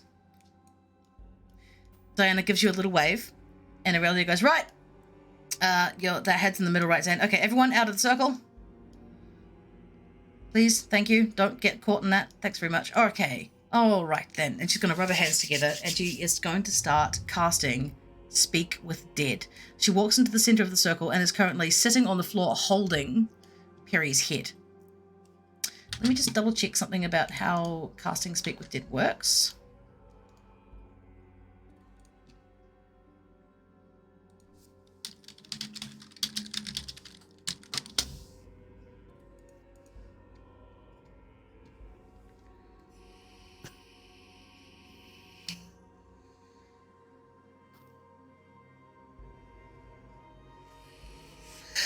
All right, so the actual wording of the spell says you grant the semblance of life and intelligence to a corpse of your choice within range, allowing it to answer the questions you pose. The corpse must still have a mouth and can't be undead. The spell fails if the corpse is the target of the spell within the last 10 days. Until the spell ends, you can ask the corpse up to 5 questions. The corpse only knows what it knew in life, including the languages it knew. Answers are usually brief, cryptic, or repetitive, and the corpse is under no compulsion to offer a truthful answer if you're hostile to it or it recognizes you as an enemy. The spell doesn't return the creature's soul to its body, only its animating spirit. Thus, the corpse can't learn new information, doesn't comprehend anything that's happened since it died, and cannot speculate about future events. So, she's casting this spell as a ritual, and she's holding the head up, and she gestures to the rest of you, inviting you to ask one question each.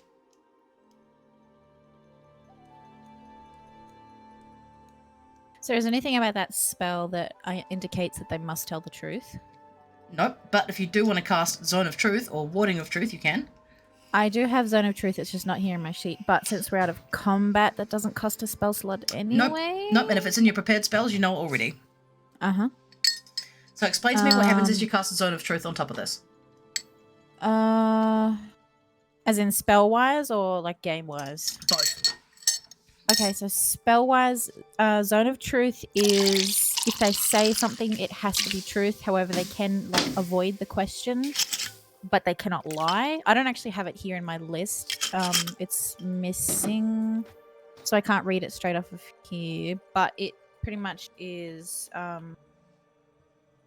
They know that they are forced to tell the truth, and if they choose not to answer it, they just give no answer. Creature that enters a spell's area for the first time on a turn or starts its turn there must make a charisma saving throw. On a failed save, a creature can't speak a deliberate lie while in the radius. You know whether each creature succeeds or fails. An affected creature is aware of the spell, can thus avoid answering questions to which it would normally respond with a lie. Okay, so for the purposes of this particular ritual that Aurelia has cast, the head of Perry is animated, as you would for Speak with the Dead, and for that purpose, he becomes a creature, and then you can then cast a Zone of Truth on it. This head of Perry knows that you're casting this, and you see him start to spit and sort of curl his mouth up and just like wince as a reaction. But because he's dead, he doesn't have to make a save. He knows you're casting Zone of Truth on him, but he's not happy about it. And Aurelia is going to open the field to everybody to ask one question each. So Podvar is sitting back, so that falls to Diana, Merlin, Kinura, and Zane, and Alarith. 1, 2, 3, 4, 5. Yep. Merlin, we'll let you start first. I need a moment to think about what I'm going to ask him.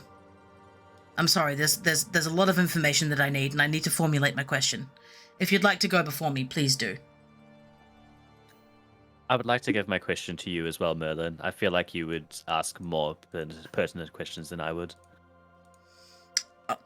Very well, thank you.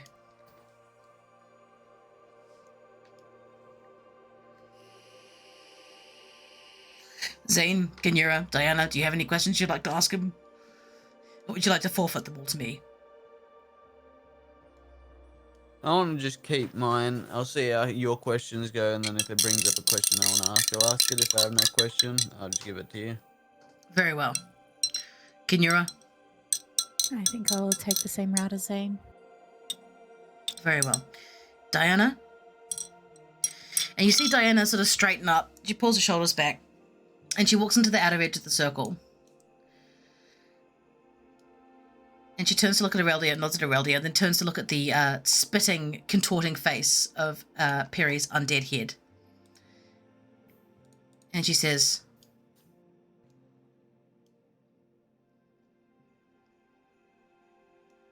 were you under any compulsion from an outside force working against the forces of Brigantia and Avalon and the forces of Camelot?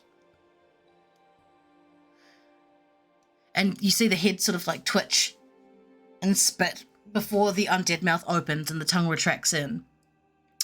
and a guttural, wet voice resounds from the head of Perry, and he goes, I was not working under the compulsion of anyone, working against the forces of Avalon.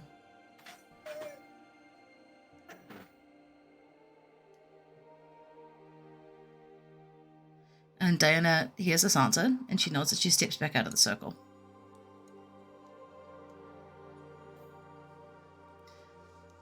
Four questions remain. Two belong to Merlin.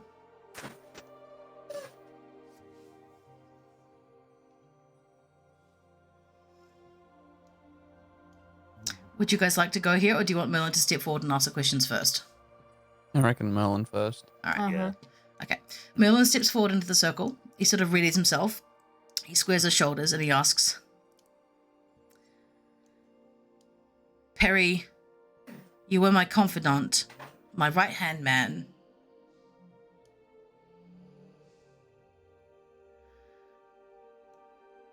Why did you go off on your own? And the head spits and turns again and says, you would never have let me if I had asked you, my lord. So I chose to do it off my own free will. I had to get out from under you, otherwise I would have never grown to greatness. Merlin nods, notes down the answer in his notebook, and then turns to ask the second question. Perry, are you working under the influence of the men of Madoc? And the head that is Perry laughs and says, not under the men of Madoc, under the man of Madoc. The one who truly wants what is best for Avalon and its people. You see Merlin, a very somber look comes over his face, and he notes down the answer in his book and steps out of the circle. You can have my question, Merlin. I thank you, Zane. Kinura, would you like to ask him something?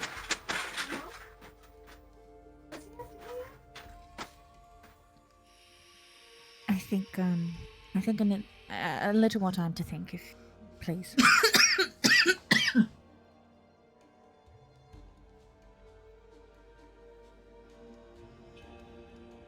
All right.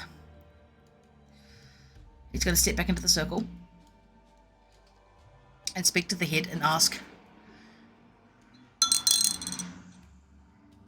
what did you mean to do by going rogue and heading into the mines alone? What did you mean to do? And the head sort of like stops and glitches out for a second before responding, I wanted to prove that there was more power down there than you were brave enough to go for yourself, you puerile old man.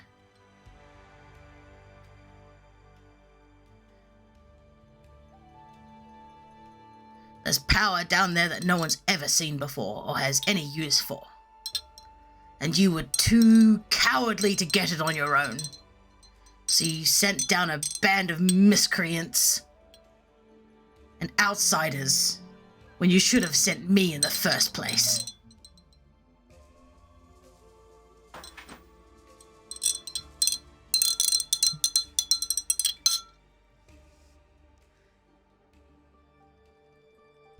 And Merlin takes a step back out of the circle, looking a little bit pale, a little bit shaken.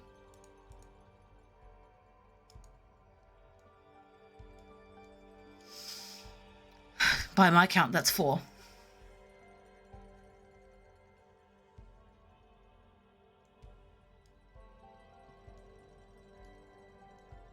What say you, Kinura?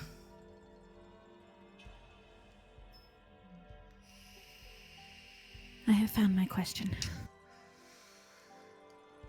Okay. You say you work for the man of Madoc. What did he promise you? With this question, Kinera, you can see that he's really, really fighting to tell you a lie, and he knows that he can't. The thing that is inhabiting Perry's head right now is trying to lie to you, but all the arcane restrictions and everything around him are preventing him from doing so, and you're starting to see smoke rise up from the ears, and the rotting and suppuration that was going on from the stump of the neck starts to kick off again, and a foul-smelling black liquid starts to seep out. Aureldia sort of like goes, because it's dripping onto her, and she just sort of holds her head out towards you. As this head says, "He promised me a return to the good old ways, where we had the power, where we could command what happened on the soils of Avalon and not have to bow to the whims of some fairy whimsy. We could grasp Avalon with an iron grip and bend it to our will.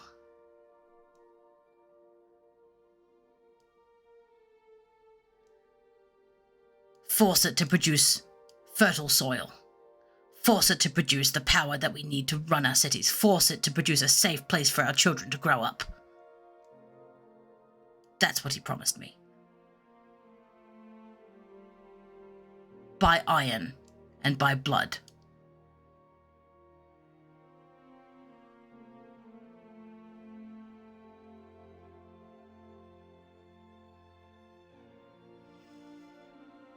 You see the heads try to take a breath, and you see the unspun trachea sort of flapping around in the wind as this thing goes, as it tries to draw a breath, speak again.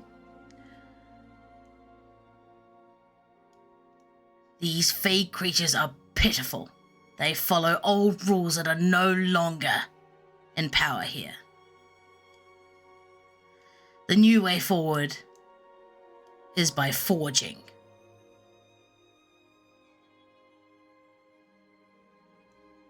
You will never understand. You are not born of Avalon soil.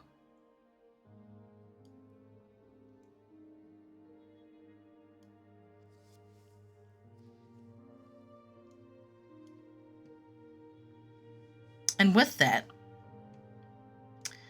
the spell for Speak with Dead ends, and the salt and chalk on the ground blasts away into the corners of the room as a pulse of power comes rippling out from the head and just dissipates it across the room.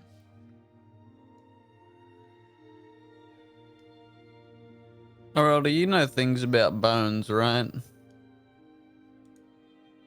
I mean, I suppose. Can I put this down first? Because it's leaking on me. Yeah, put it down. Thank so you. I'm thinking, right, that head into a nice mug. Oh, you want to talk to Corbin about that one? Corbin, yes. Yeah, he's the one who knows how to forge bone into something pretty. Can you roll the head across the ground to me? Aureldia bowls it, underhanded. Hell yeah. Yes. I'm gonna pretend like she got a strike as I pick up the head and put it back in my pouch. Ooh. Hell yeah. Good nut. Never thought I'd be referencing cricket in this campaign, but here we are. Yeah. Okay. So as the spell ends and Aurelia underhand bowls this head towards you, then she gets up from her knees and dusts herself off, and she goes, "Well, it's always a risk speaking with the dead, especially one who was gone rogue, so to speak. Did you get what you needed, Merlin?" And Merlin sort of like he tilts his head to the side, like he's not agreeing and he's not shaking his head. He goes, "It would appear that the men of Madoc have reinforced their presence on the land in a way that is no longer operating in a safe way." Hey, Master Merlin, Yes, Master Zane. you ever need one of your underlings, like, killed or, like, you know, disappeared? You just hit me up, eh? I would hope I don't have to in the future, but thank you for the offer, I suppose. Is Jacob doing all right, Aurelia? And Aurelia sort of like beckons him over, and she claps Merlin on the shoulder and she whispers into his ear. Zane and Kinura, you guys can both make a perception check to see if you guys can hear what she's saying. I rolled a 14 plus 3. That's a 17. Okay, I Kinura. also got a 14. Ooh. Okay, you guys do hear. You don't hear the entire sentence, but you do hear like some words saying, "I don't know if he's going to get the use of his arm back. The bones are broken so intensely they were shattered. I've done what I can, but he's very young, and with everything else that's going on, I'll keep an eye on him. I'll try to keep him safe. He might." I don't want to say it, but you should probably send him back to be with his family. We'll give them a stipend, of course, but you should probably send him away from here. And Merlin hears all this and he nods and he goes, "Thank you for looking after my young man, Reldia. I couldn't have done it without you." It appears, though, that he may be the only casualty so far that we know of, which is small good news, but is good news, at least. The rest of you, I hear you've brought me some things back. Yes, I want to pull the 3, I believe. 4. The 3. 4 Oh, crystals 4. Four. Okay, yeah. out of the pocket. 4 big old foot-long crystals. Yeah, foot-long subs. And that's what you found in the mines. Very good. Very good. I can smell them from here. That's certainly potent something. I'll have to bring them back to my workshop. Would you come back with me? Diana, you're at ease, soldier. You can go back to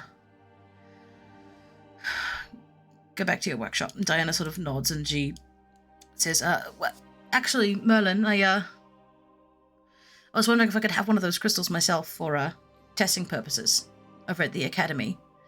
And Merlin goes, all right, you can have one. You can have one, but be careful with it. That's the only one you're going to get. And Diana goes, please, may I have one of those? I'm going to hand her one. Okay, she takes it. She's going to secrete it in a pouch that's sort of tucked in just under her shoulder. Not to worry, Master Zane. I will take very good care of it. Did you see the Brigantian Arcane Division while you were back in Humboldt? Yes! Very good. How are they doing? Everyone's all right? They're doing good. How is Wayne and Jeff. How is Joff doing? Is he Jeff's managing? He's doing well. He's walking around. Still needs the walking stick, Good, but good. he feels like he's getting better, so that's good. Good. I'm And glad. obviously Wayne hasn't left his side. Well, the It was thing good is, to see them all. yes, Elirith, it's Joff's recovery has been nothing short of astronomical. 2 weeks ago he couldn't walk, and now he's up and about on a cane, I admit, but up and about. And even if I told him not to go, he would have just cast a portal and gone there anyway. So I figured it was best to send him there with Samara and Wayne, just to be on the safe side. I'm glad you saw them. Just a week ago, he was a fish in my arms. It's a lot longer than a week. They happened like months Yeah. ago, dude. It's been a while. I need to go back to Scaling. I need to get my boy. My boy. Mother hell. All right. Well, Mother help. seeing that we heard that conversation that was said, I reckon we chill with the little dude for a little bit.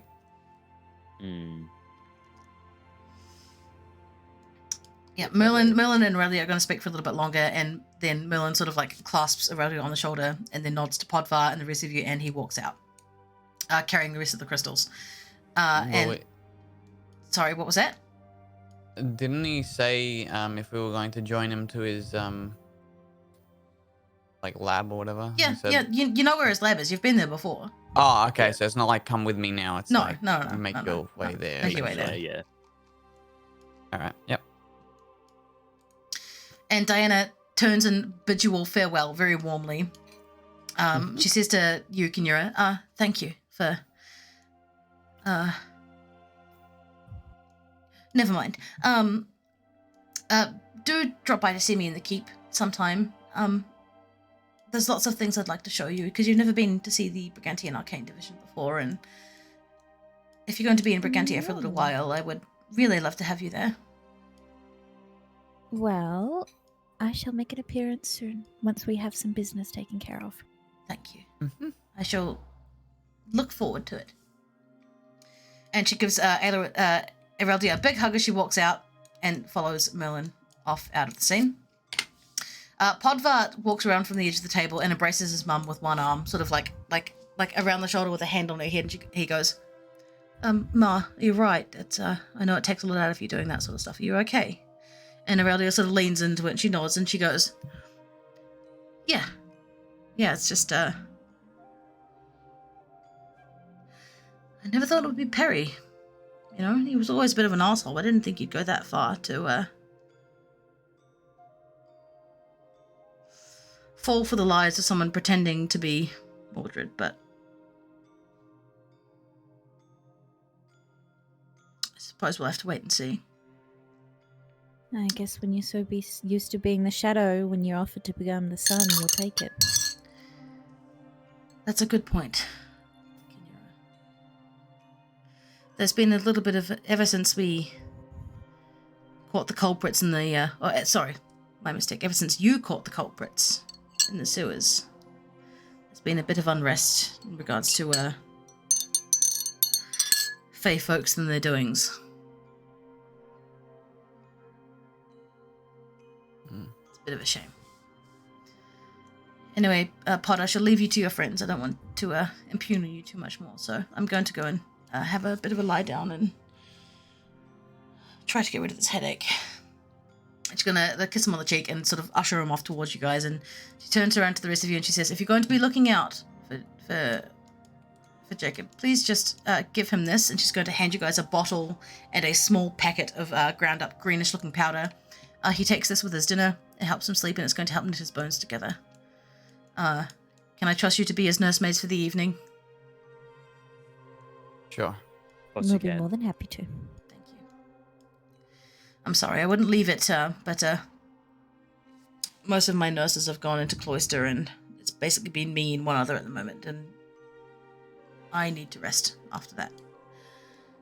Thank you. Help yourself to anything in the treat cupboard. It's the one, and she sort of points down to the bottom of the big bench. There's like a little cupboard door down to the left-hand side. She points down to it and she goes, the snacks are in there. Podvar knows where the tea is. I know you know, I'm just telling the rest of them so you don't hog them all. Snacks are in there. Podvar knows where the tea stuff is. Make yourselves at home. But again, don't make a mess and try not to touch too many other things. And you see her sort of rub her temples and sort of pat Pod on the shoulder and wander off outside again. All right. Well, we have a couple of things to do. We've got a little scroll to give to Erwin. Mm-hmm. And we gotta give this dude his medicine and chill with him. Make sure he's alright. Mm-hmm. Yeah. As soon as Ereldia walks out of the room, Podvar's just opening up the snack cabinet and he's handing out like little cakes. There's a packet of biscuits wrapped in like wax paper. There's some sort of like treacle or honey and there's a little tub of maple syrup and there's some butter, and he's just handing these out to you, Zane. Mm-hmm. And Podvar says, I'm not going to let the snack cupboard go to waste while we have a young man who is in need of feeding up. So take these. And he's going to hand them over to you. I think, and he's going to rummage around in there. I think she's got some sweets in here as well. Please go over and wake him up. I think it might be, he looks at the little timepiece that's on the desk. It's about 8:30, so yes, probably good to. Sorry, not 8:30. You guys arrived at like 3 o'clock in the morning. Yeah. It's looking about 4-ish. So might be good to give him his medication now because he'll be awake, and that'll carry him through until about 12 tomorrow. Mm-hmm. All right. And I got a little dude. Got a little fella. Mm-hmm. Do you wake him up? Wee little man. I do. Little means. He's just a little guy. And Jacob The sort of wee like baby rolls boy. over and he goes, Oh, you're all still here. Ow. As he rolls onto his bed arm and tries to sit up. He's sort of shuffling his bum back in the bed. Do you give him a hand sitting up, Zane? Yes. Okay. You sit him up, pluff up the pillows behind his back. And Jacob turns around and looks at all of you and says, I thought I was dreaming when I saw you last. You were all a bit wobbly. I'm glad you're here, though. And you want to see something cool? Yeah. So I've got a hide of an animal. It's called a phase spider, right? Oh, spider. I don't like spiders. Oh, it's just a sheet of leather. And I want to cut like a little 3 centimeter by 3 centimeter like bit of leather out of it, and I want to give it to him and let him feel it, because it's nice and like soft and like sleek. Oh, it's very smooth on one side, but it's catchy on the other. Yeah. Well, you maybe have something that no one else in this town has. You see his little eyes light up. Is it a present for me, Master Zane? It is. Thank you. No worries. You can play with that while you're laying down. What are the what? Sorry, please go. Do you want to hear the story of how we got that? Oh yeah. Are Although you sure I am you have enough energy. I'm a bit hungry. Oh, we got it. Ton of snacks for story time. Are you going to tell me a bedtime story and tuck me in? We can do that if you want. Please, if you would. I haven't seen my mum in quite a while. She's coming though. She's coming to see me. It just takes a little while. We've got a story for the meanwhile. And it's a real one. A real good one. Yeah. Yeah. Not just something that the fairies have done that you hear about. We did it. You did. Of course you did it, Miss Nura. You're all big and strong and shiny. Well, I guess that does help, doesn't it? Yeah. Yeah, How it about you does. eat up first, and then we'll settle down and we'll get ready for the story, huh? Okay. All right. Did Miss Reldia give you my stuff? Your medicine is here, yes. Okay. I best take it now then. Because my arm's quite sore, and my face is quite sore, and my bum's quite sore, and all of me is quite sore actually. I'm gonna Alright. hand over his medicine and help him. Yep. So he takes the draft and he pulls this face of like, because it's bitter as fuck. But then there's a cold glass of water that's sitting on the edge of his table. He gestures for you to pour the powder in and stir it and give it to him. I will do that, and I'll cast Prestidigitation to make it taste fucking amazing for him. Oh, you're a Yeah. good person, Aelirith. You're a good person. Gotta treat our little man. He's just a little guy. He's just a little fella. And as he takes a big swig of like this draft that you've prepared from out of the powder, he goes, "Oh, that's lovely. I don't know what you've done to it, but it doesn't taste like this when Ms. Reldia makes it for me. It says strawberries." Okay. Some of my special touch, you know. Yeah. Well, you're a special lady, Miss Lerith. Oh, thank you. Your hair's like the same colour as mine. It is. Yeah. You know, us folk are quite special, you know. Yeah? And don't you forget that. Is it because we've got fire in our brains? And a fire in our soul. Yes, my dad says. Just remember, you're bound for great things. Oh, I hope so, Miss Lerith. Cause I gotta heal up and get all big and strong so I can help out all the other people too. Thank you for popping up thy pillows, though, Master Zane. It's quite comfy now. Do you want to tell me that story now, Miss Nura? Well, I'm gathering up all my strength to tell you.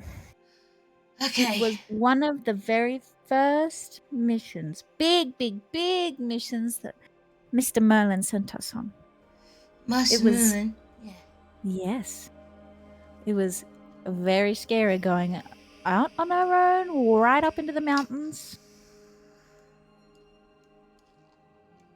You see, there was this town. It's a port town. And the name is escaping me. I'm with- sure you can help. Is it with boats and stuff? Yes. That would be Brittlewood then, Nora. Indeed it is. Have you heard of Brittlewood? It's That's the one across the lake at the top of, it's not mountains, but, flat. Plateau? Plateau? Plateau. That's the one. You've got it. We Oh, heard there was some trouble afoot there, so that's the first place we were sent. Now, when we arrived there, it was empty. Now, this was a port town. They're not supposed to be empty. no, they're supposed to be busy and stuff. Like the docks and that sort of thing. Exactly. Mm. And the worst part is that there was sticky webs everywhere, and these were big, and I mean bigger than me, And as you say- shinier than me. As you say that, you see his little body curl up and he goes, "Is that big spiders?" Yeah, Ugh. it was gross. It was disgusting. We looked at them and we wanted to get rid of them all. Did you? Well, eventually, yeah. But right now, we're trying to investigate why no one's in the town. Oh yeah, because it's supposed to be busy, right? And you see him sort of like Yeah. snuggle down into his pillows, and he pulls his little blanket up to like just under his mouth, and he's sitting there. His eyes are alight, listening to you tell this story right now. So we had a bit of a look around. We decided to go into the pub because we thought if anyone's going to be there, they're going to be in the pub. Now we go in there, and again, it's empty, but we know that it's not quite empty, and we discover some little ones there, much like you actually. Kids? Brave, Big brave tucked kids. away. Exactly. They were hiding. They were. They were smart then, because when you get in trouble, if you can't fight them, you got to hide from them. Mm-hmm. And they Mm. were doing a very good job because they were not found until we showed up. They must have been so clever. They were indeed. Now, there was one missing. There was 3 kids and we only found 2 of them. Where was the other one? Well, he was hiding too, but not where he was supposed to be hiding. Was it a bad hiding place? So, we bundled up the kids, and we went outside, and we were met with some gross spiders, but they weren't regular spiders. Ooh. They had 2 legs and 2 arms and an ugly, ugly face. They were gross. So, hold on. Aren't spiders meant to have, like, you see him sort of, like, blink to keep his eyes open. Are they supposed to have, like, 8 legs? Well, we did find some with 8 legs, but these ones were peculiar. We think maybe they had a bit more magic about them. Feywild spiders. You see, because what happened was their 2 legs and 2 arms, it meant that when they were blending in as the townsfolk, it was a lot easier. Because, I mean, imagine trying to have 8 legs as a person. That's not going to work. That's silly. Exactly. So, we quickly thwarted the ones that came after us. And we moved on. We found their nest. And when I say nest, it was a big nest. There was spiders everywhere, but they were hiding too. And as you're saying this to young Jacob Kinura, Podvar's gone back to the snack cupboard and brought back the brandy that his mum always hides in there and is pouring you all out small tots of brandy. She's a smart woman. You know, she knows that snacks are not just for kids.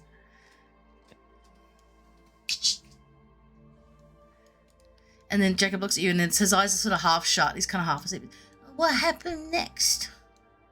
Well, we went in there and we drew our swords and got our magic and we killed them all and saved the townsfolk. Now that skin right there is from the big old butt of a big old ugly spider. You killed him. Dead. Killed him dead. Yes, good job, Ms. Nura.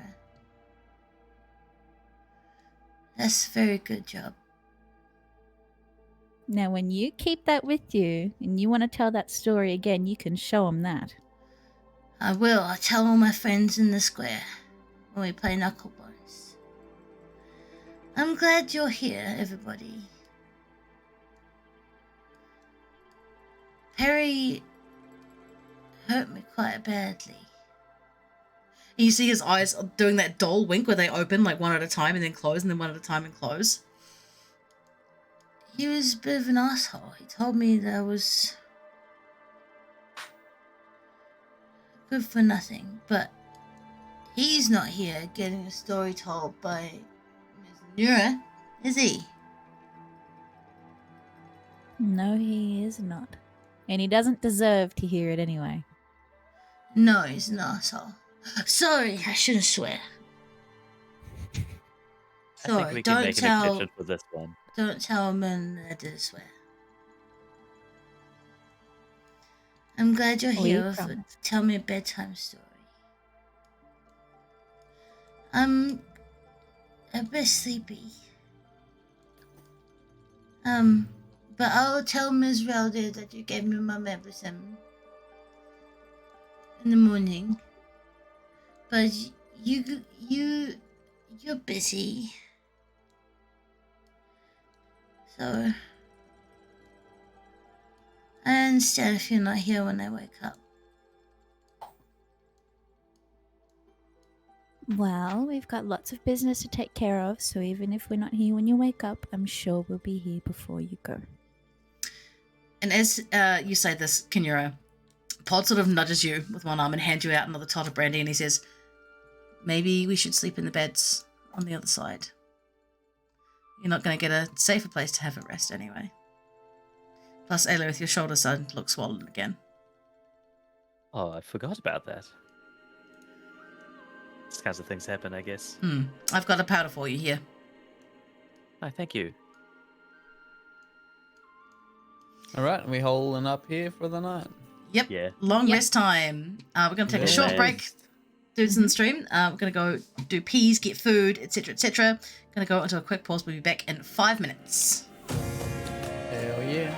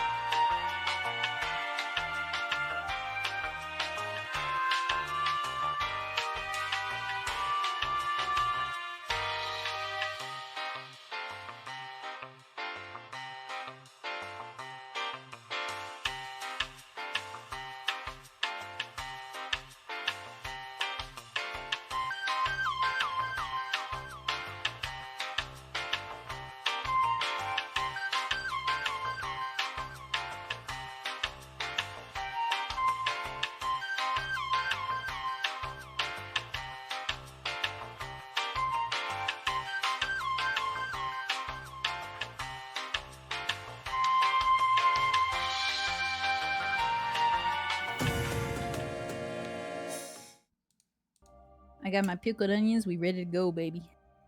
Pickled onion. Pickled onion. Okay, so you guys get a long rest, refresh all of your spell slots, refresh all of your HP. And you guys awaken sprawled across various beds in the infirmary. Just sort of like kind of situation. What's the plan here, team? You awaken to Ereldia pottering around. Where is she? There she is. You awaken to Ereldia pottering around in the cabinet's down the bottom, and she goes, "I had a feeling you'd stay. It's all right. I've already made tea. Come on, leave the boy to sleep. He's had a rough time of it. Oof, Zane, you need a wash. You stink. Oh.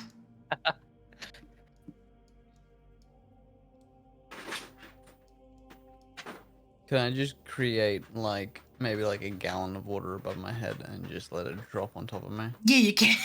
You can. Yeah, I'll just do that. Yeah. Oh, not on my floor, Zane. I hope you know you're mopping that up. All right, so I had word from Merlin overnight. He sent a message saying that he's got the crystals and that sort of thing primed for their first set of experiments if you'd like to go down to his workshop to see them. You gave Jacob his medication and his potions, I assume? Mm-hmm. Indeed. Good. Yes. Good, thank you. It does him good to see strong folk around him. Mm. So, I shan't keep you, unless you have other things to do in here or have any more questions about what went on last night, aside from the whole buggery of the entire thing. It's always a risk of speaking with the dead, especially one who's been dead for that long. It's good to know that in death he's still as bitter as he was in life. Yeah, well, that sort of thing doesn't leave the body easily.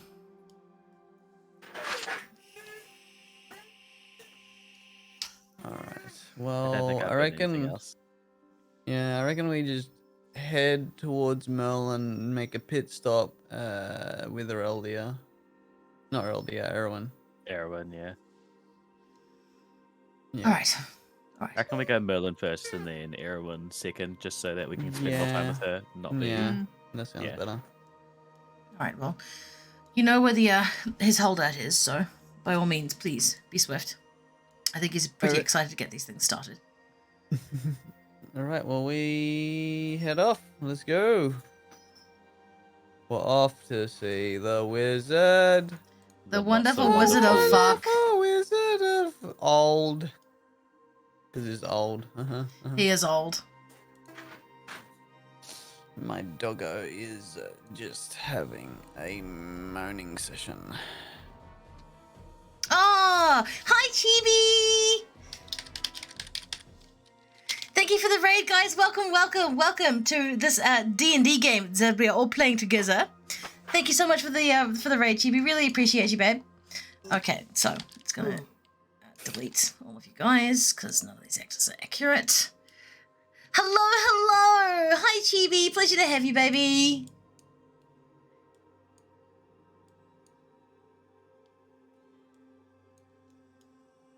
Okay, so you guys managed to make your way into the Adventurer's Keep that Merlin sort of holds his court from. Mm-hmm. And you see him sort of standing, tapping his feet impatiently at the door as you guys walk in. He goes, oh, good, finally you're here. I've been setting this up all night. Please, follow me through. And he heads into this workshop that's just in here. So, apologies, I know it's a bit of a tight fit, but usually it's only just me working in here, and, Jacob's quite small, so it doesn't really affect him too much. Okay, so... And as he draws your attention to these things sitting in front of him, you see... I'm just going to put glows here so you guys have roughly an idea of where things are.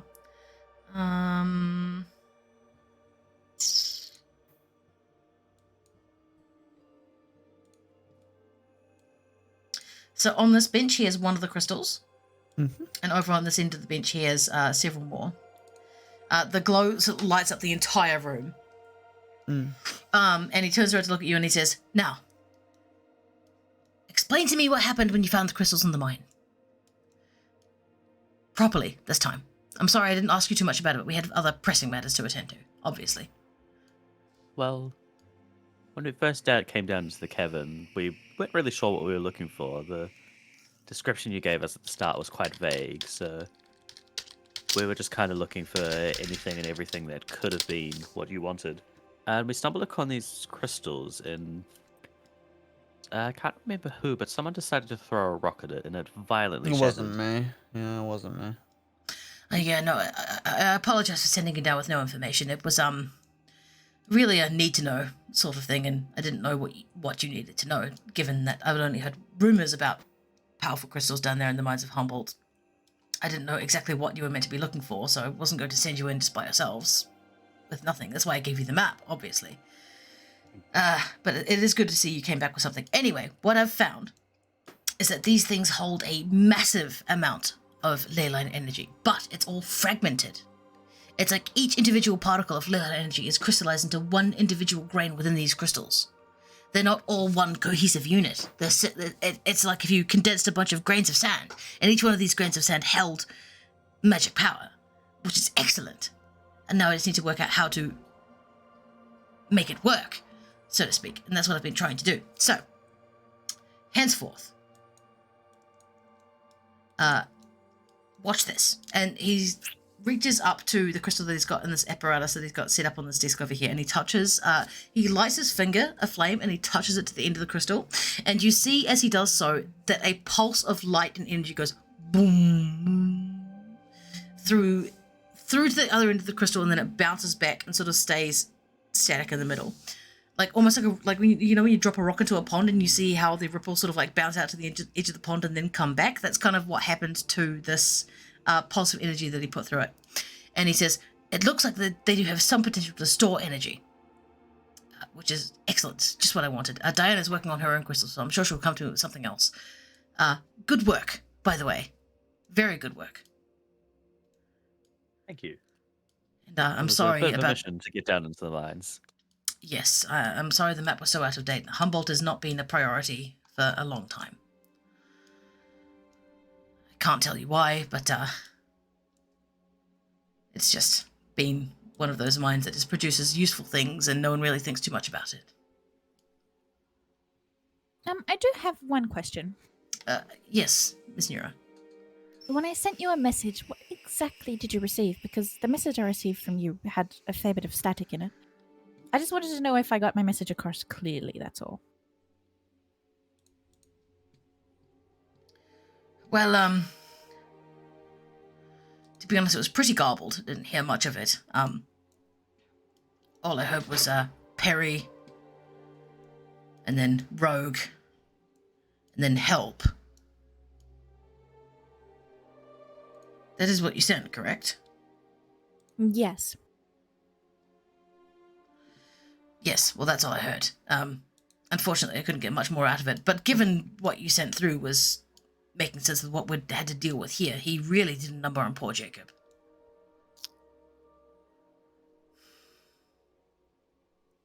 I understand that he wasn't given a fair trial or anything. Yes, he wasn't. But unfortunately, or fortunately, depending on who you ask, even if he had been court-martialed and they found him guilty, he would have been executed anyway. What I'm trying to ask is, what will the consequences look like for us? Because I understand that they are on the table, are they not? Well, they're not good, Well, but they're not bad either.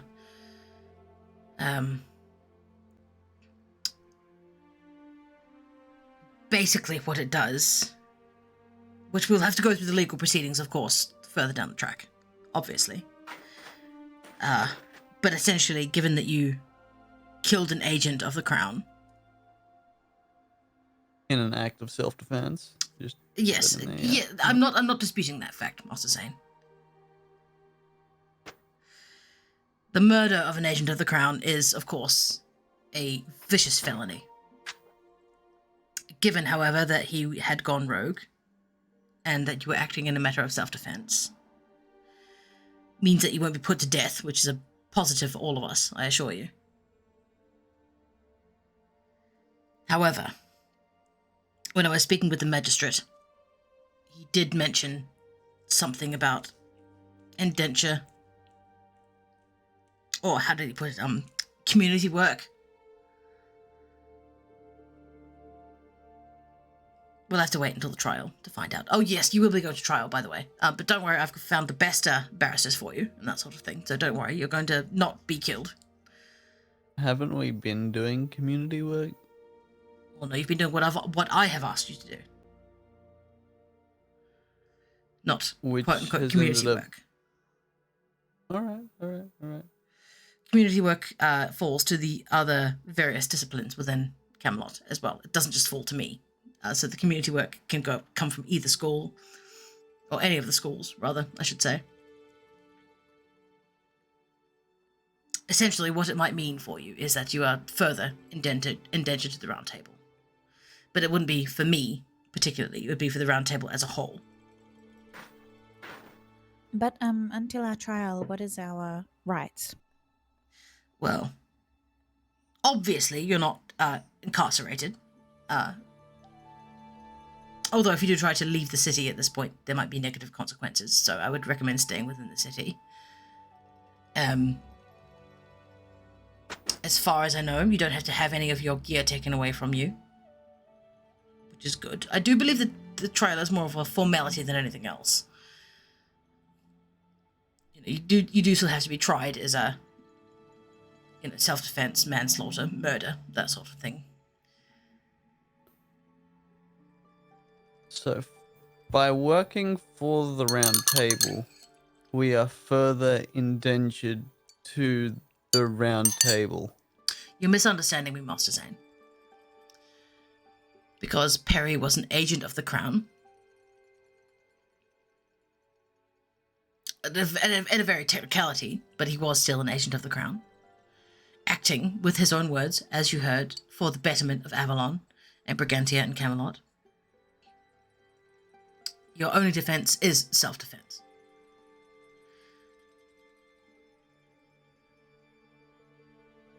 But, on the plus side, we do have proof that he had gone rogue, which we can then provide to the magistrates ourselves. I do have proof myself that I'll be more than happy to speak on your behalf. That's all I'm saying. And a word from the High Magister Magus will be pretty good. I mean, I'm feeling we should get a reward for this, not fucking... Yeah, never mind. Oh, What about... Don't get me wrong, my dear children. You will be rewarded for what you've done for me in bringing back these crystals and that sort of thing. However, it will have to wait until after the trial, because if I am seen giving you a reward for this, it could be seen as paying you off for taking someone out, which I don't need and you don't need. So after the trial and after the outcome of the trial would be preferable for that sort of thing. I'm sure you have more than enough money in your coffers anyway. You don't need cash straight off the bat. However, I'm more than willing to write down a payment of some sort for fulfilling this trial. Or fulfilling this request. Sorry, I should say. Alright, so no judges need to be threatened. Okay. No. As I said, this trial is purely a formality. You were clearly acting in self-defense against a rogue agent. I wouldn't worry about it. Alright, when is this? Because, my schedule is quite busy. Yeah. It's a week from now. Early morning Sunday. They couldn't do to, tomorrow. And I'm afraid not, no. Alright, well, is there anything else you wanted to tell us or show us, or are we First of all, I want to apologize for sending you in there blind again. Yes, I do believe we deserve that apology. We ran into much more trouble than we thought we would. It seems to be a running theme. You have to forgive me. There's been several adventuring parties under my power who I've given all the information to, and then they go off and either get killed or spread all their secrets to the enemies of the state. But I think you've proven yourselves enough now that I can be honest with you. And you've managed to survive for long enough now, despite one of you, God's Rest, Master Jugar, that you are able to handle yourselves in most uncomfortable circumstances. Which I must say, maybe getting outside stock for this would have been a better idea from the first place and not burning through multiple adventuring parties from Avalon, but that's by the by. No, you deserve an apology. And you have my apology. I am sorry for sending you in there again with not enough information. In my defense, however, I didn't know exactly what we were looking for. All I knew was that there were crystals of great magic power in the mines underneath Humboldt. And you've brought them back to me. And from this, it looks like Diana might be able to synthesize something from it too, which is always good. Lovely. So you've done your job. You've brought me back what I asked for. You've shored up the defenses of Brigantia once again, so that if any further storms hit, we won't be as decimated as we were last time. Also, Hellcat, no Roonies. Roonies is away. It is a birthday party. So Hellcat, if you would like to play as Podvar this evening, you can.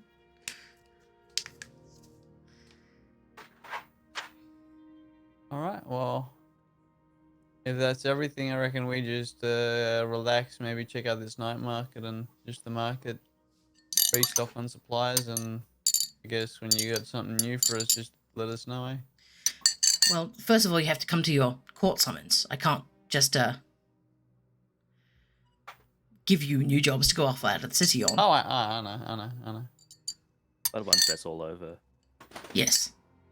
Yes, but again, please don't leave the city. You do have to face trial, even though it is just a formality.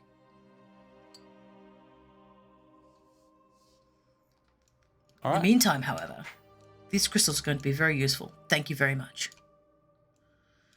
It's good. How is Well, next how is the little man healing up? Is he doing all right? Is he able to move his arm yet? It was done. Not yet. But Alright. I hope he'll recover. He's a strong boy. He is a strong boy.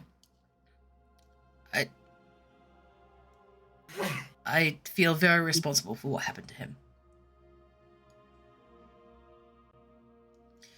If I hadn't had him in my employ, then Perry would never have hurt him the way that he did.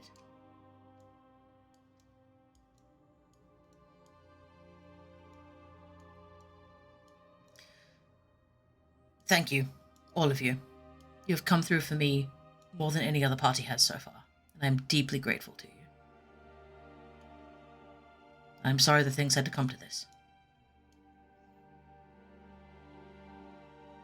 I understand that being indentured further to the round table will be at the request of other members. Are we likely to have the level of secrecy from them that we had from you at the start? I cannot say for sure. Although, given your track record of success, I would say not. Generally, the other magic schools tend to be more forthright. And again, my apologies. I should have told you everything going in. I guess one more question as well. With the completion of this request, would you say that this Gaius has been fulfilled and finished? Ah, going on with formalities, are we, Ms. Aelerith? Can't ignore them. No, you can't. That's correct. Unfortunately, given the conditions placed upon me by the magistrate, I can't say yes yet. But upon the resolution of your trial, you will be released from your Gaius. Okay. From me. You may have a Gaius placed upon you by the Round Table in order to fulfill your indenture for the other parties, but my Gaius upon you will cease upon the resolution of your trial. Okay. That is good to hear. I do hope you do continue to still serve the Isles of Avalon, however, as you've done a remarkable job so far. Oh, I don't doubt we will. It's just we have some of our own avenues that we want to start pursuing for a little bit before helping further. Do you mind if I ask what they are? Well, for me, after having released Skellig from the rule of Ullafeist, you may know that I have now taken Yes. You have the charge. mantle of Skellig. That's correct. Actually, I Indeed. believe I have a seal here for you somewhere that the mayor sent me. Hold on, one moment. And he's going to ruffle through a bunch of like books and packages and letters and that sort of thing underneath one of the tables. And he pulls it out, and it's a small, bright green, sort of like aquamarine blue ribbon, the same color as the Skellig Lake, with a gold coin attached to the end of it. And he holds it out to you, Kinyura, and he says, "This was sent to me by the mayor. He said it was for you to wear pinned upon your lapel." That's his words. As a mark of thanks, and as a mark of I don't really know how Dragonborn territory works, but I suppose it's a mark saying that yes, I do have official, legally recognized territory, and this is what it is. I suppose. Well, thank you for keeping that for me. I might ask, relating to that, what,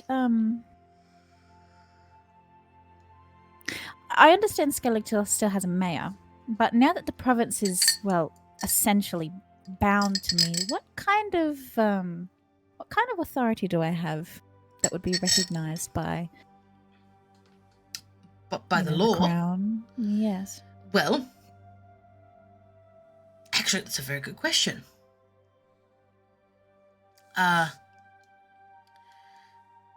Let me have a word to my lawyers when they come through to speak with me about you at your trial, and I will let you know.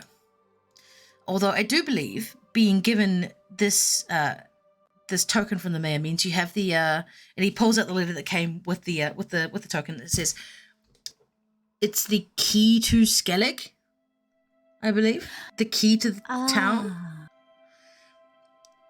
So, in your absence, the town will be governed by the mayor and the human population, as so put forth in the Landing of Avalon, paragraph 6, part 2.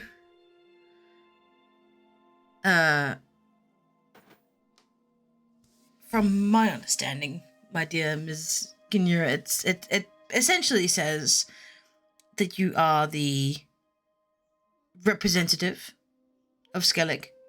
And therefore you have the right to speak at the regional gatherings of the councils that are drawn twice a year. It also says that you have representative purchasing power, again, in your absence, managed by the mayor and the human representatives. Essentially, it says that you are the representative of Skellig, in the same way that I am the representative of the magic school of Avalon, and I'm representative of the crown in such council meetings. You basically are the voice of Skellig. And in your absence, the mayor and the human peoples will speak on your behalf. Well, I wasn't aware thwarting a dragon gave me so much legal responsibility. To be honest, Ms. Nira, I don't think it's just that. I think it's the fact that you saved their town, that they've given you the key for it. As far as I can understand, you don't have to bother yourself with the minutiae. Such as like imports, exports, production, gross values, money coming in and out of the town, that sort of thing. As far as I'm aware, you don't have to bother too much with that. It just means that you are the council representative. You are the spokesperson for Skellig. When you're here. And again, in your absence, the humans will be able to speak on your behalf. Although I would recommend speaking to the humans and making sure that them speaking on your behalf reflects your values. Indeed. When I can travel to Skellig safely and with permission, I will do that as soon as I can. I mean, thankfully, there seems to be a ship coming in from Skellig, according to my manifest, and he goes and checks like a sort of nautical map coming up on the room on the right-hand side. He says, there may be a representative of Skellig coming into Brigantia tomorrow.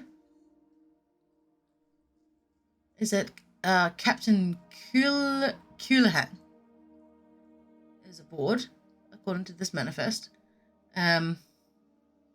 If you'd like to, I'd recommend you speak with him while he's in Brigantia, before he heads back. I believe he's coming in on a requisition order.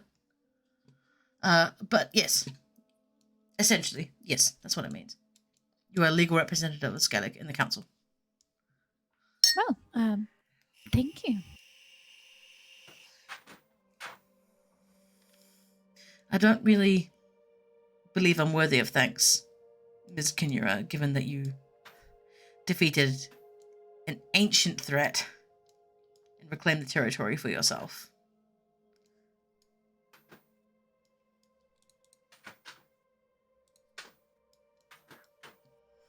Thank the mayor if you're going to thank anyone.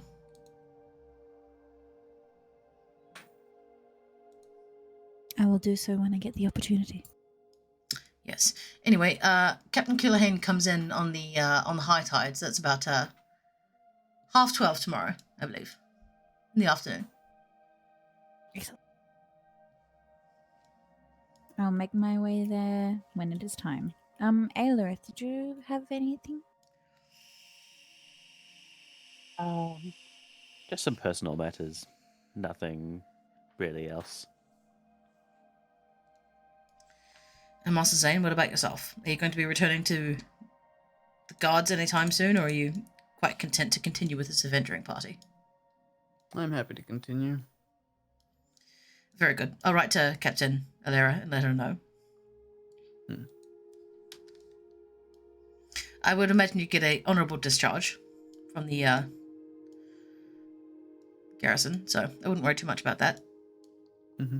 Again, would you like me to write her on your behalf in regard to your trial? What do you mean by that? Would you like her to speak on your behalf? Yeah, she can speak on my behalf. Very good. I'll send a bird.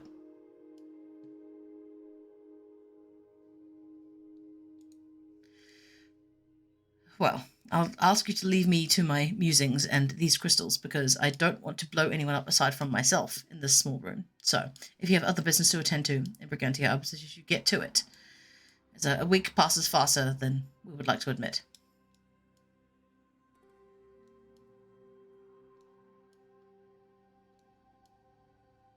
It sort of makes a hand Guess we're motion, like, gonna- shoo. Yeah. Say our goodbyes and be like, Get the fuck out of here. I'm bouncing, buh. Buh. Alright, so what's the plan here, team? Erwin! Yeah, we got a pretty ginger lady. Good, a pretty Yeah. ginger lady. Say hi to Gawain. Hi, Gawain. What are her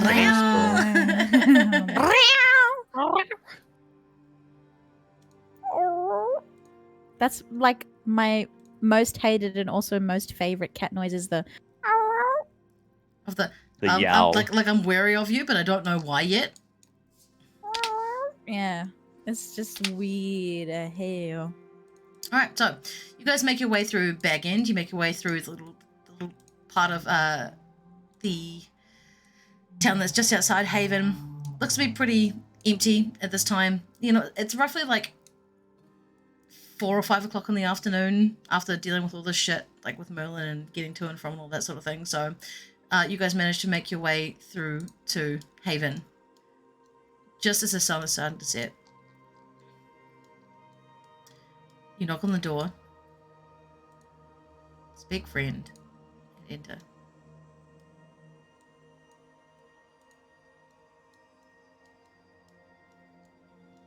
Do you enter? We do. Oh, Indeed. Also, just for the record, Potter stayed back with Aureldia at the infirmary, helping take care of Jacob. Yep. Sweet. So you guys make your way into Haven. The door, as always, opens before you welcomingly, leading you into the foyer. And as you do so, you hear a clatter in the kitchen, and then you hear a set of running footsteps, and you hear as Erwin bursts through the door, and she goes, "Oh, good, you're back!" And she wraps all of you up in a big hug, all three of you. And she's just like, "Oh, good, it's so good to see you. It's so good. Where's Pod? Where's Pod? The tall. Where is he? He's with his mother. Ms. Ireldia, right? Yes, that's correct.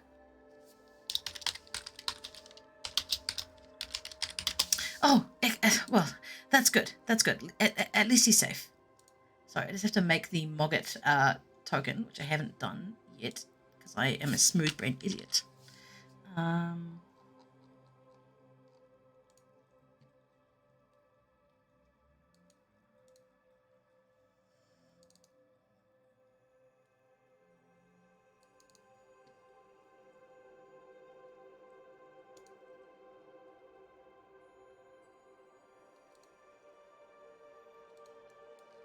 Yeah, and as Erwin is like giving you all big hugs, greeting you all, and bringing you through back into the kitchen, which is a comfortable place. You guys see Mogget sitting pretty as pie on top of an actual pie that Erwin immediately slaps him off of, and he sits down on the chair immediately next to it, yowling at her.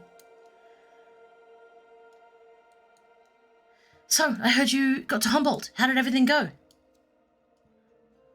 Well, to say it was an adventure would be an understatement. I can see that. Went down into the mines, had an explore around, found some interesting things. Did you find Miriam? Yes, we did, and I don't know how to say this, but She sacrificed herself. What? What? so that she could help put the rest of the Fae to rest properly. What do you mean? We found the evidence of a massacre down in those mines. A massacre of the Fae long ago. At the outpost. Also, As you say at the outpost, she puts her hands up to her mouth and just like her face is just she's gone like bright white. She's super pale.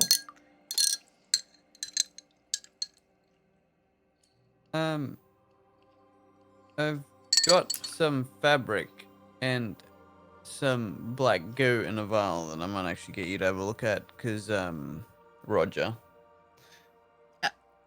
Roger? I want to pull out the material that was like caught when we were down there. Fuck, I'm glad you remembered about that, dude. Holy shit. Okay, yep. So Erwin takes it in her hand. She looks back up the rest of you and she says, "I think you need to tell me what went on." Well, we originally went down there to find some crystals for Merlin, but we happened to stumble upon the abandoned, or now abandoned, outpost. The large outcrops of crystals, which we later came to find that they were the bodies of the Fae. It was trapped energy. The They weren't put to rest unconsecrated. correctly. Yes, that's the word I was looking for. I see. Well, And as you guys are talking about this, Erwin's making tea. She's standing over at the oven at the moment, so you guys are setting yourselves up around the table. Mm-hmm. Zane, Mogget sort of walks across the table and starts rubbing himself against you, purring. I want to use like the back of my hand to like stroke his fur. Mm-hmm. I do have a couple other bits and bobs that I found while we were down there. But we'll tell the rest of the story first. Yeah. Yes, please. So, we were down there with Miriam, and she was outraged, to say the least. So she wanted to sacrifice herself to help put those Fae back to rest where they belong. I'm going to pull out the part of the, one of her wings, just to show her. Erwin looks at the wing that you're holding up, and she looks back down to the teapot that she's holding and places the teapot back down on the hearth, and she sort of puts both her hands on the hot stove, like near the hot stove bit, and she says, "She wanted to sacrifice herself?" He did.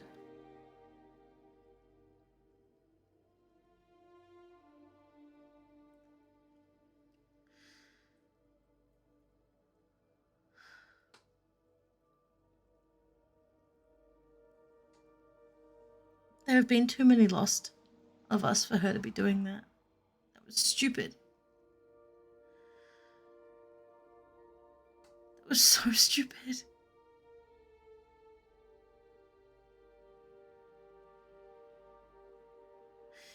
What else happened? Tell me everything. And she's going to bring over a tray of tea, place it down on the table, and start pouring everyone cups as you guys speak. There was one dear little creature in the outpost. You found a survivor? Yes, one of my kind. Young. And very, very strong. He did his very, very best to keep us away from him. He illusioned himself and made the room sticky, and the visibility was horrible. Aelirith and myself could have been shoulder to shoulder and we wouldn't see each other. Eventually we got through to him. Did he have a Yvain's breath? Yes, I believe in the form of a sunflower. That makes sense. Little dollop. Dollop? Was that his name, Guinivere? Yes, that's what it translates to, yes. A kind of spoonful of love.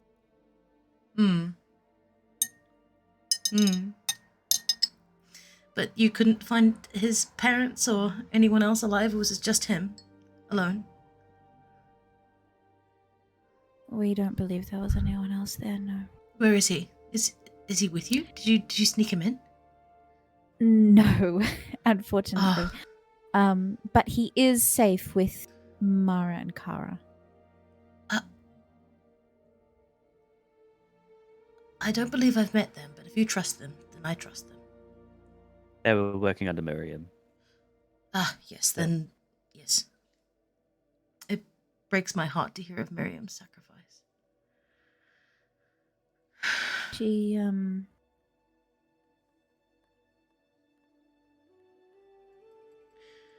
I was the one that beckoned the words that put her to rest properly.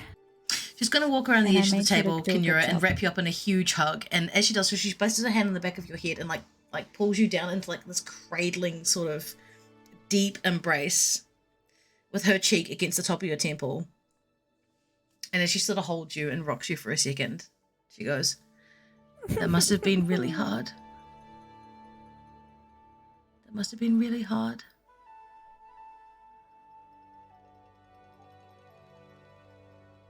It was, but I put on a brave face. So, as she releases you from the hug, Dollop is safe. Mara and Kara are safe. Yes. Did you find any other Fae in Humboldt? I know there were at least a couple of them. We did, actually. did? We walk We, around to Mogget and just say, and she told us of Gawain here and you. You see everyone's eyes widen, and Mogget sort of turns around and looks at you like, and he sort of scrambles around for a second, and then goes, no, I'm a cat. And starts licking his paw and looking at you. Yes. I'm a cat. I'm sure you are, Gawain. But, And he puts his paw down and he sort of at you from across the table. I'm gonna go pee. 1 second. I'm so good at crying, man. You are. I am not. Even when I need to, I am not.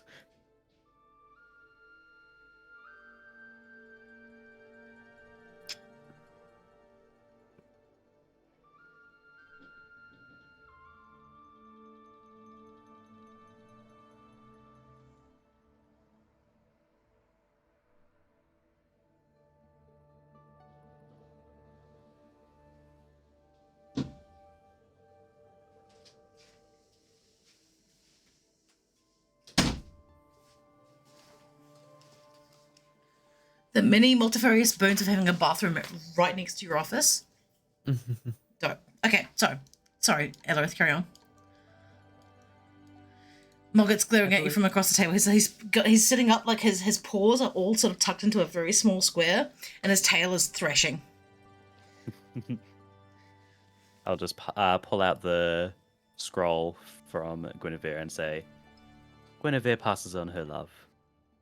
Auntie She was of great help to us. Really? She's still alive? Oh, okay. Sorry. You'll have to excuse me. Mogget, please come with me. We can read it together. And she's going to dart out of the kitchen into the foyer. No, sorry, not the foyer. The little like side room. And Mogget bounces off the table and pads along behind her. What are the rest of you guys doing as she's doing so? Chowing down. Oh, damn. You know, everyone always puts on a good spread. Oh, yeah.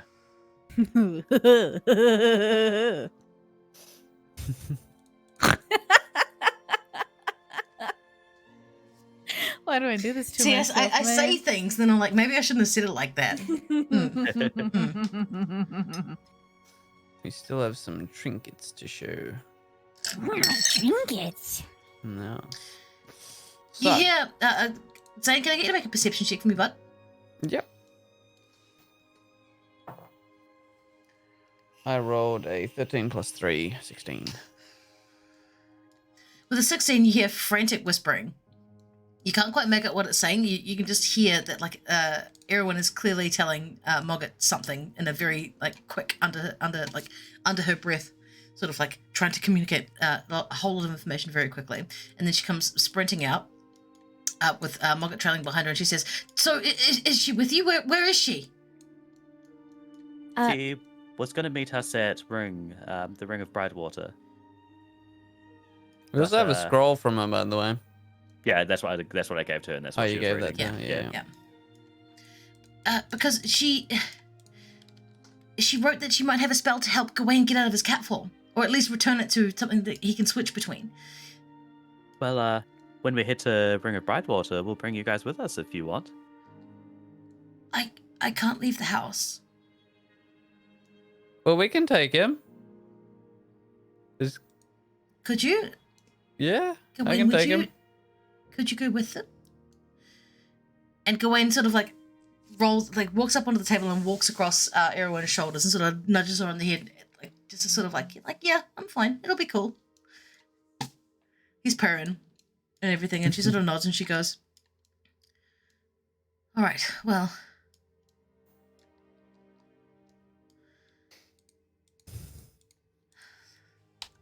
I'd love to go with you. I would, but I can't leave Brigantia, so I shall stay here and work on those projects you have for me, Zane. What are they? So, I've gotten this little vial of black liquid that looks the same as the liquid that Roger took a dive into. And I've got this, a couple of reams of black fabric that you might recognize. And then I found this wax seal press with a sigil that I didn't recognize that you might. So you hand them over to Erwin? Yes. As you do so, Erwin takes the scrap of fabric that that you give her and sort of like puts it to her chest, and then sniffs it. She goes, "Oh,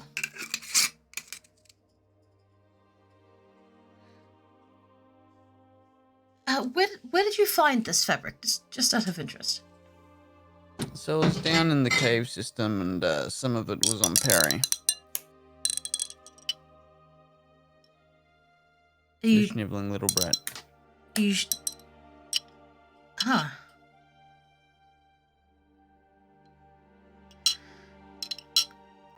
Because, sorry, how long ago did you think this raid happened on the outpost? We're not sure. It must have been within the last ballpark figure, 30, 40 years. For the crystals to have gotten that large and that well structured, we know that they have to be there for quite some time, as well, they start off as mushrooms and slowly crystallize.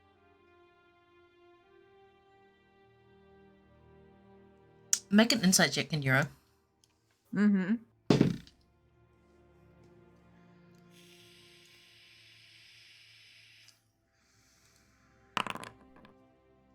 That's a 14. 14, okay. With a 14, you can see Erwin is trying to calculate something in her head, and she sort of holds up a finger and she goes, just wait a moment, please, all of you, because this doesn't make sense.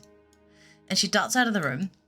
She's gone for maybe like 5 or 10 minutes, and then she comes sprinting back, and she's holding like a bolt of cloth. And she rolls it out on the table, and you guys can see that there's a section towards the end of the bolt of cloth where it looks like it has shapes cut out of it, like something that you put a sewing pattern down on and cut around. Mm-hmm. And she rolls it out and she says, Ow. I embroidered this for Roger last year. And if we take that scrap and put it, and she puts it just alongside the edge of one of these cutting patterns, I'm going to need you guys to make insight checks here for me. So 16 for me. Inside. That is a 20 for me. Dope. I got a 9 plus 5, so 14. I don't know what just done that, but my previous roll, I got 14, re-rolled itself to a 9, and added on my other modifier. So I don't know what the hell just happened there. Yeah, I don't know either. It's fine. We're gonna take the high roll anyway, because as Erwin's lining this up, you guys can see the cut marks along this sort of like shoulder portion of the scrap that Roger left behind fits in almost exactly with the top part of one of the corner cutouts. It's a very faded, pale imitation of the fabric that was there, but with insight rolls that high, you guys can see that the pattern is the same. It just looks a lot older and faded, but the cut lines match almost exactly. I made this for him last year. It should not be that faded, should it? No. Did you experience any time stuff while you were down there? Indeed, lot. yes. A lot. We were down there for a couple of hours, and apparently days had passed on the surface. Around 10 days. Yeah. So you were saying your time in the mines was slower than the one up top? Only a particular part. Yeah. It appeared only while we were in the outpost that time was different for us. That makes sense. Some Fade like to use time gates as a way of confusing mortals who come down.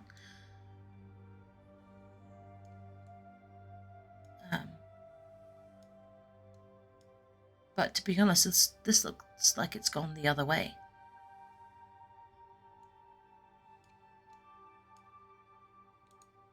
This is much older than it should be, rather than much younger. Is it possible he left that there on purpose for us to find? Honestly, I wouldn't put it past him. Have you found any other traces of him in your travels?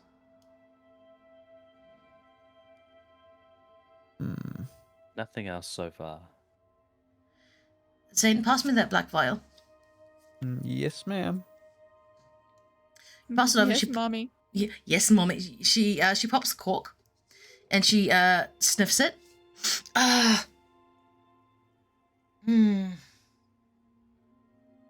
Roger seemed to know what he was doing when he dived into that liquid, so I'm guessing you might have an idea too. Just please don't dive into it. Oh no, it won't be. And she pops the cork back into the glass vial. I think this is just conjecture, mind.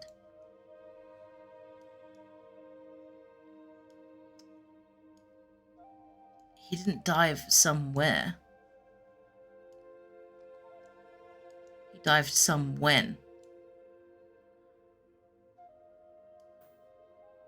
I mean, the liquid in the vial seems to kind of act like a compass. It keeps on pulling towards one direction.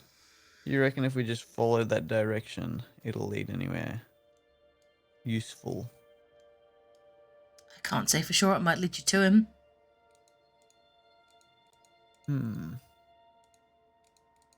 Well, we're currently to face trial as murderers, so we can't actually leave the city for like Oh, yes, I For heard about that. manslaughter. a week. It was self-defense, wasn't it? Oh yeah. Also, the kid Indeed. was a rat bag. He deserved it. He did.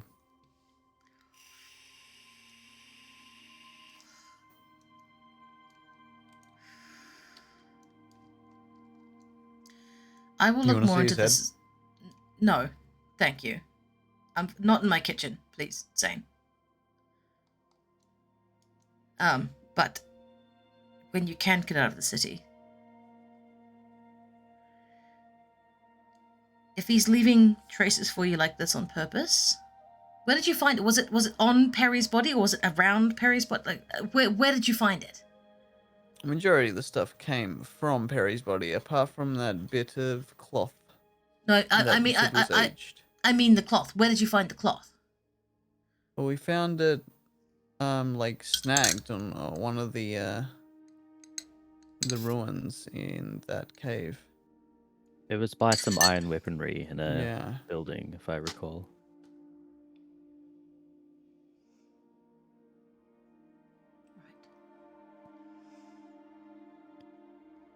Because this looks like it's been aged 25, 30 years. All the dust that's ingrained.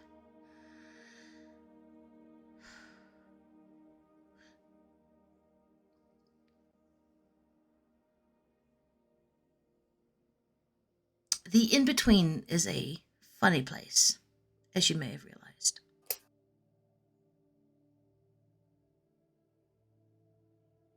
He might have sent himself back too far without realizing it.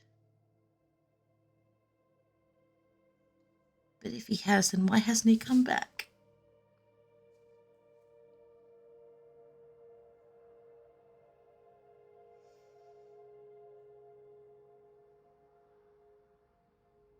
If he was alive, don't you think he'd come back? Would he not have kept himself safe and came back to find us? Not sure. I reckon that would have been his first course of action if everything was alright and he was back. But maybe something more important he's addressing at the current point in time, or maybe he's still stuck. There has to be a reason, if he is free from there, to not be here. I really hope you're right, Zane.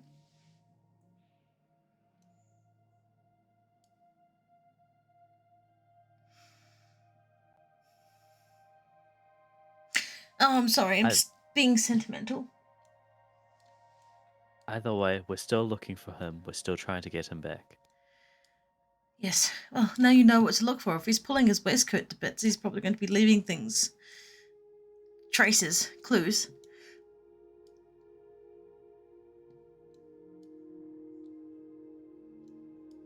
Or something. Like how you left parts of your loop when you were out hammered. Yeah. I still need to get to the bottom of that. Memory's still a little hazy. I'm not surprised. Do you still drink like you used to drink? Oh, no more like that. Never again. Damn, I missed Party Elrith. You never knew Party Aelirith, or did you? Nope. Nope. I think you'd know if you knew Party Elrith, Zane. Oh, yeah. Mhm. You gotta be in the know to know, you know. No. know. Exactly. No. All right, I'm just checking in, guys, out of character and stuff. We've been playing for about 3 hours. We want to call it there, or do we want to keep on going?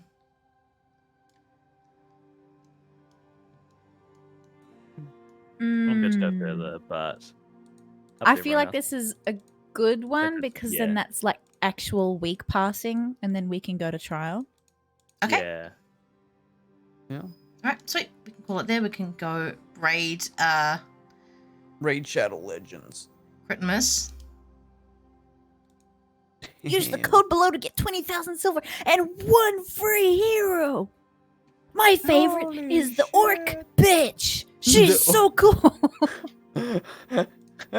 She's got twin axes that are so huge, you're gonna be embarrassed. Look at that tiny tent you're pitching. She pitches a bigger tent than you do, Slice that boy. hand open. So She's get special. in, Take use my Looking at it with her code. thighs. 10. Finger booty.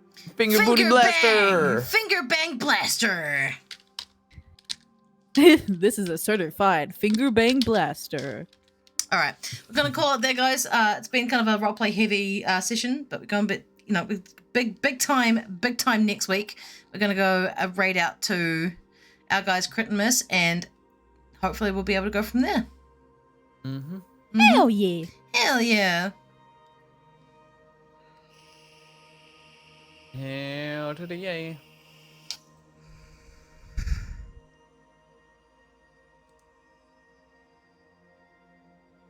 All right, Boom. Ha. boom. Thanks, You guys. think Take you care. rate See you us next week.